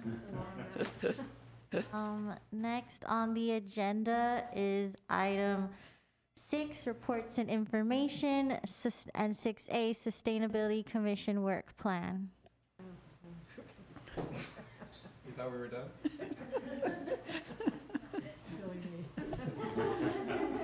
I'll let Elizabeth discuss our work plan ideas. Yeah, so I believe David's been talking about the Sustainability Commission doing a work plan since before I joined the Sustainability Office. So this presentation is kind of go over some of the options of putting together a work plan. So we may be asking, what is a work plan? It sets forth the goals and priorities of the Commission's work for the coming year, or you can even do it like coming 2 to 3 years or whatever. It's also part of the ordinance that was establishing the Commission. The Commission shall prepare and submit an annual work plan to the City Council for review and approval, and the annual work plan shall, among other things, set forth goals and priorities that will guide the Commission's work during the coming year. So it's also something the Commission has to do for Council as part of the ordinance. So and also it's something that other commissions do, like most commissions will create a work plan. So these are samples of work plans from other sustainability or environmentally focused commissions. So for instance, like Eugene, their commission priorities in their work plan include community outreach, their CAP implementation, waste reduction, and equity lens development. So those are kind of their priorities. Bloomington's commission priorities include like ecological land stewardship, energy and environmental justice. City of Pasadena's environmental agency commissions. Priorities from last year were things such as like supporting the implementation of their CAP for the city, also looking at water conservation and solid waste reduction. So all these other commissions usually set forward like 5 priorities, and then they'll set like 3 types of project or actions that they're going to take to meet those priorities that they set in their work plan. So what's involved in creating a work plan? You create work plan subjects and projects. So a lot of these work plans start with submission of projects, ideas, priorities that the commission wants to do. Like in the survey, I asked what were your ideas and projects for the commission. They start out like that. Then they tend to identify like the top 3 to 5 themes of of subject areas. So they'll set the theme of like water conservation, land stewardship, and then set 3 projects within each one. And then they tend to prioritize those subjects and goals. So they'll have like what's the top priority of the commission, then what's the second priority, third, etc. And then the last part is then to present that work plan to City Council for approval. So how to create a work plan? There are a couple options in which the city has done and other commissions have done. You can do a commission workshop. This is a commission meeting or special meeting. It could be offsite or onsite. The meeting doesn't need to be recorded, but the public can attend. So this could be, we can work with you to organize like a workshop. Another option is to create a work plan committee. This has also been done by other commissions at the city, where a group of commissioners and ex officios work to create a work plan. It can't be a quorum, so in this case, it could be like 2 commissioners, 1 ex officio, or 2 ex officio, 1 commissioners. And then the work plan is presented and agreed upon by a quorum of the commission before council. So they'll bring whoever the work plan committee will create the work plan, present it, you guys agree, discuss, and then the updated version is presented to council. So I guess our recommendation for whoever creates the work plan or how you proceed is, regardless, to create 3 to 5 priority areas. In a lot of the reports from previous commissions, they recommend having a focus, don't having too many priorities and subjects, to help focus the goals of the commission so that you're able to meet all the goals within a year, because a year is quite a short time. Each priority area has like 2 to 5 projects. So most commission plans had like 2 projects for each priority. Some had as much as 5, but they try to keep it concise and like specific. And then what I saw was really good is that they'd also sometimes create informal work groups or ad hoc committees for each priority. So there'd be different members of the commission working behind the scenes as well to meet and make sure that the commission is working to address those priorities. So for discussion, perhaps you want to discuss how would you like to create a work plan? Would you like to have a public workshop? Would you like to create a work plan committee? And then we can go from there. Well, if I may, I do like the idea of the commission workshop. I think one of the barriers has been the whole can't have a majority, so, 2 people going off and discussing something that the rest of us, I like collaboration and flows of ideas, and so I see some other people nodding their heads, so I think that would be the best path, and just sort of, just dive in, and we've talked before about having, dividing and conquering as far as once we meet and everyone talks about their, what would be the 1 or 2 things that, that they join this commission to do, that they, if they could wave their magic wand, what would be those 2 or 3 wishes or something? So, or that's a genie. Okay, if they got a genie, if they had 3 wishes, what would they be? So, and then maybe there's overlap or something, but then also people who have that background, it's like, oh, I know something about solid waste management, said Jennifer, so, just, try to break up into groups to work on specific things so that, we can meet, separately, kind of spinning off into our areas, but just sort of agreeing as a group what that list would look like that would go before City Council eventually, so. Does that sound reasonable? I have a question. Would this include the public in any way? I know it says, but the public can attend. Can they actually participate though? Add a comment, or is it just watching? They could probably participate if allowed in by the chair. It would be subject to the Brown Act, so yes, they could. Thank you. Yeah, I've been to some of those, they called them work boot meetings or something, with some of the sort of planning and so on, council would actually go to different neighborhoods and have a little, I think they're going to be bringing those back too. So I think those more relaxed kinds of settings can bring out more creative ideas and make people more comfortable speaking in front of the commission and so on, so. I guess I'm curious, like, I like the idea of a workshop. I'm wondering, like, how it works out in practice. Like, we are being tasked with developing a work plan that has concrete objectives and priorities. Like, it sounds like a lot of work, I would assume, for staff to like develop an exercise that includes the public to help define what our work plan is going to be. So I don't know. Well, it's part of our, I mean, it's in the code that we have to do this, and we've been remiss for over a year now, so. Yeah, I guess I'm asking, like, what's the difference between, like, is a workshop setting more productive for us to develop this work plan, or should it just be done in a normal commission meeting where we're exchanging ideas and thoughts?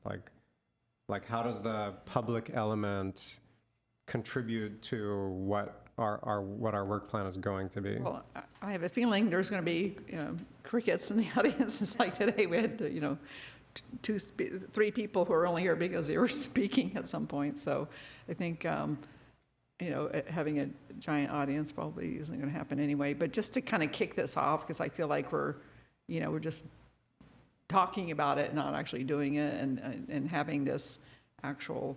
I mean, I just found, like, at work, if I have a meeting, stuff gets done, whereas if we just talk about it and how it needs to get done, like, we can all agree it needs to be done, but is it getting done? And just, I guess it kind of turns up the heat a little bit, like, oh, okay, now we've really got to stop and think about what are our 3 wishes, and okay, I've got an idea, and now I'm thinking about possible activities tied to that, and it's just a launch point for getting this off the ground, basically, so.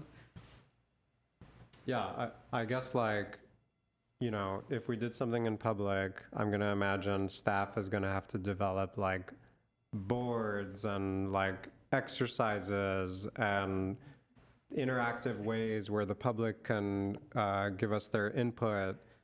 As cool as I think we are, we're probably going to get, like, 10 people. I just, like, it's going to be, believe it or not, I'm very mindful of the time that I impose on you guys as far as the workload. So, like, I just don't see the benefit panning out for, like, a community public exercise. Well, I feel like the public part is required legally because of the Brown Act, so the purpose isn't to reach out to the public, it's to develop a work plan, and we just have to allow the public to show up if they want to, so. Yeah, but that's very different from a workshop. Yeah, I had a question. So would a workshop be something like a beach cleanup day, or like if it had that community aspect for the workshop, I think it'd be easier to involve students rather than at a work plan committee meeting? The meetings have to take place within the city of Glendale, and last time I looked, we didn't have a beach, but that would be really cool. But like for the offsite meeting, like perhaps like a citizen science project, if we all just go out one day and it's like a student involved, like student-based project, would that be easier as a workshop rather than like a committee or a meeting? Well, we're supposed to develop a plan, and one of the, when the ordinance was passed to start this, commission, one of those requirements was that we develop a plan, we send it to council for approval. So far, that hasn't been done, and we've been here for, what, 1.5 years now, so, we're trying to comply with the law here, so this isn't like a joke, like, let's go, play somewhere, Our so. colleague's trying to say is that if we do it, what our colleague is trying to say is that if we do it at a public event, because the meeting can be off-site, if we do it at a public event, that there's a captive audience that are already there for whether it's a large festival or Or a group of students, like your Yes. club members that you've Would been that trying to do. also make it invite more comments, more involvement from the public? Because really, I mean, I feel passionate about energy and electric vehicles and REACH codes, but what if there's an area that we've overlooked, and, there's a bunch of residents that come to us and say, Sustainability Commission, you really ought to look at this angle of it. Would we invite more public participation if we do it at an off-site event or a park or whatever it is, or, Glendale College? Yeah, it just needs to be somewhere where we can hear each other work. The Post-it notes aren't going to fly off the wall or something in the breeze. But. If I may, so I think the purpose of the work plan is to identify your priorities as a commission. The public can hear that and they can say stuff, but it's your priorities as a commission, what you want this commission to achieve over the next year. Commissioner Cartooni, in terms of understanding what the public wants regarding the city, sustainability-wise, and what they're going to want us to do, through the very extensive stakeholder engagement process we're going to undertake during the CAP, that information is going to come in, and that information will come to this commission through that stakeholder engagement process. So by just focusing on your priorities, you're not going to be missing out on that wider community input. And we've asked the consultants to develop that very detailed stakeholder plan, so to be sure that we get to hear from all the residents of Glendale. So I just want to.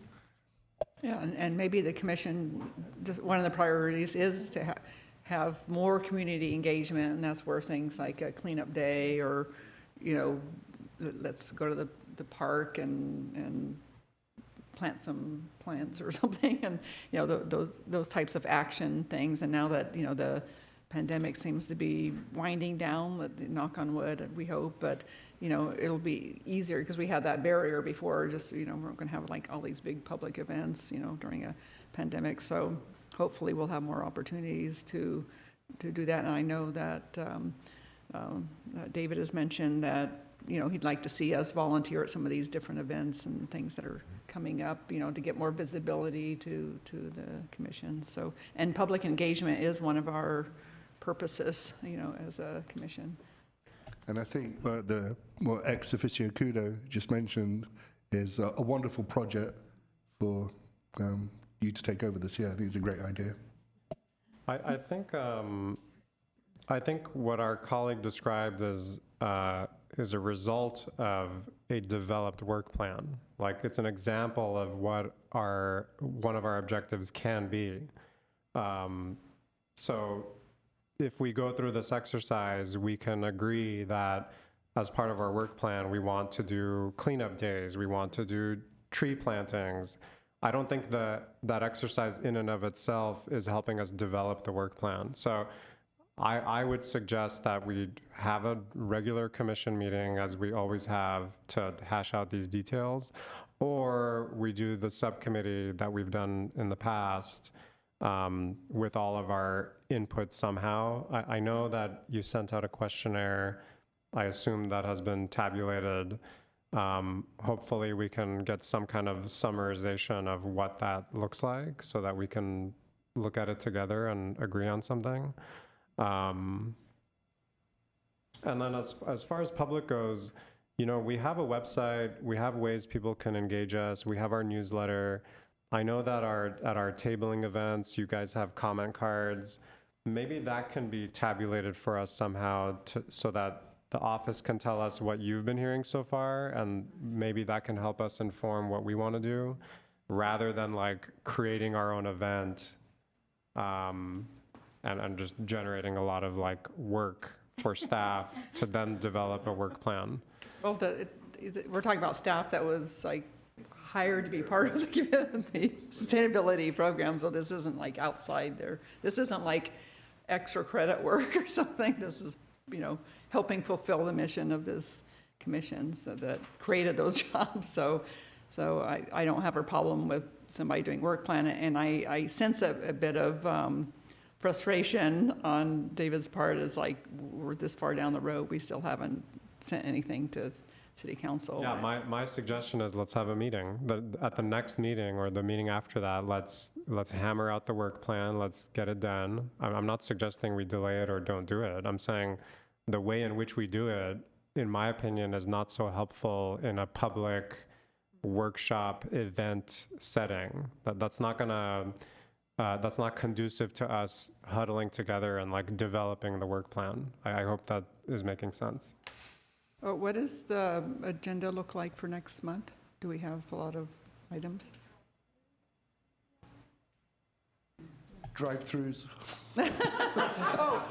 We can postpone the drive-through and have the work session instead. So, I mean, I would be in favor of just making that a work.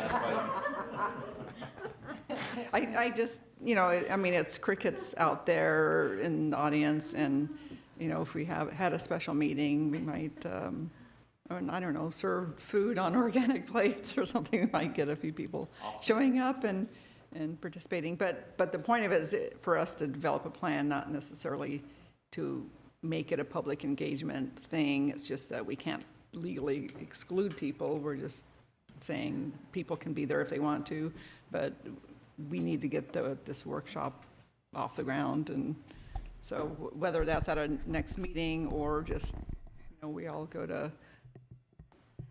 Glendale College and rent out a room or something. What I've heard from the commission is that you want it to be a group discussion and you want it to be at a commission meeting rather than at a separate workshop.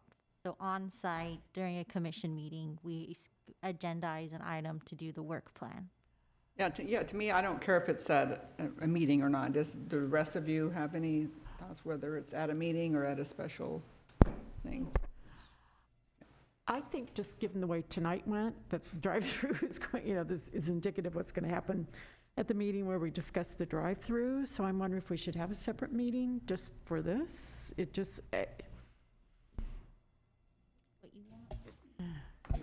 What you want as a commission, if you'd like to have this as a separate special meeting, we could arrange that, or if you'd like to just incorporate this into a regular meeting, we can do that. It's up to what you as a commission want to do. We could also have it scheduled for the December commission meeting, and then that would give us the opportunity to have the plan ready for Jan 1, so that gives a bit of just a thought. So. And I also want to add, my assumption is that we will have a new commissioner by the next commission meeting. So I do want to make sure that whoever that is, that they're part of this process, since they will be a part of the commission as well. So I want to factor out that timing into it.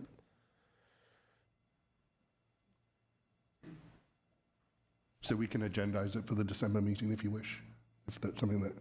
I guess, is there legwork that we can do in advance? I know we filled out the questionnaire, can that be shared? Can the results of that be shared? And then can we go through an exercise individually to be prepared so that we're not, I don't want to have a 5-hour meeting in December.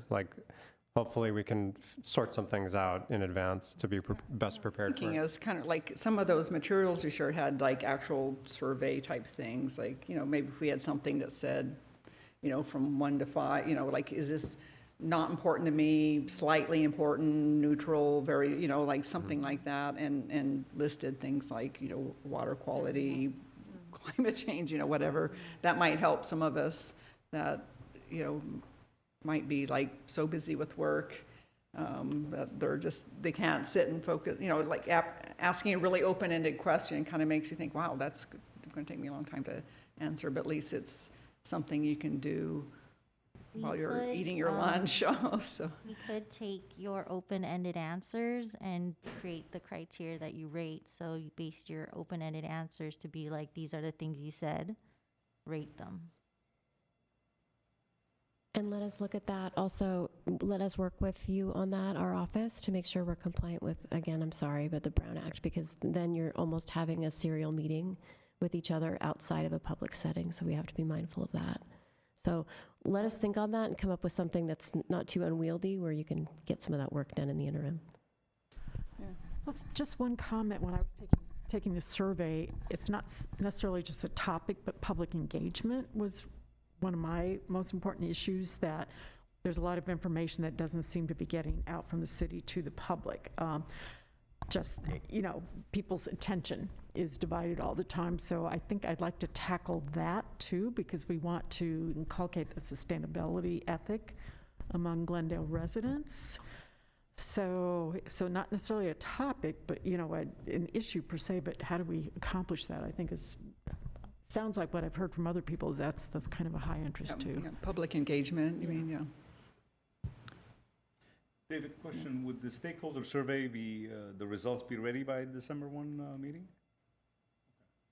No, we said we'd be hiring the consultant at the October, or late September 27th is when they'll come on board, so they probably won't begin that stakeholder engagement process until next year. Okay, so it sounds like we've agreed to have something at the December meeting, okay. They need to make a motion. Does it require a I motion? don't think so, no. It was just presented as a report and informational, but that's feedback you can take and agendize for the future. Okay, cool. Agenda is for the December meeting. Cool. Shall be done. Next up on the agenda is 7 sustainability office updates.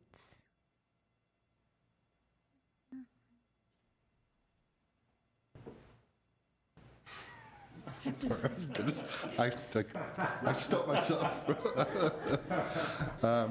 So just a quick brief work. Next slide, let me just do this, sorry. We have, as I said, we're going to City Council on the 27th to select the CAP consultants, so we're very excited about that.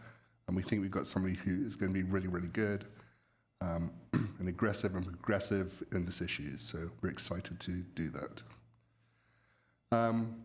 As mentioned, the preferable purchasing policy is going to City Council September 20th. Our next newsletter is going to be focused on organics recycling. So if any of the commissioners have any articles, comments, information they want to provide us for that newsletter, please get that to us. We'd like to get that to us by when? ASAP, please. As soon as possible, if you get some information, so Elizabeth can start putting that together. And we are very excited. We have created our own single-use plastics public service announcement. Harris Productions directed it. So we're really excited about that. So that's specifically about the disposable foodware, and so getting that out to our community. So that's been a lot of fun to get that up and running. I'm still getting unwanted plastic in my takeout, by the way. This is why, yeah, we're doing this. So, and then Elizabeth has some stuff she wants to. You were talking earlier about events. So one of the next big events we're looking to do is collaborating with Integrated Waste on an event for America Recycles Day, and some of the activities are going to be like a fix-it clinic where people can bring in things and learn from fix-it coaches how to fix it. Recycling, composting workshops, so there's stuff to do as well during the fix-it clinic, and potentially a compost pickup. The city is supposed to be able to provide compost pickup from the franchise haulers. They're just looking at where they can have the compost for residents to come and pick up. So once we kind of have that location started, we can start planning the location for America Recycles Day. And we'd love help from the commission for you to get involved in the programming. If you want to think there's some workshop we can have during the Fix It Clinic, or other activities that can happen during that day. And if you'd like to get involved, please let us know. We'd love to get you involved. And also we'd love your help for promotion once we figure out the details of the plan. But that is something next on the planning block. Would it be possible to include battery drop-off? I spoke to our integrated waste team. We could include that already. All the libraries are places where public can drop off batteries for recycling. so you can drop it off if every Glendale library has that.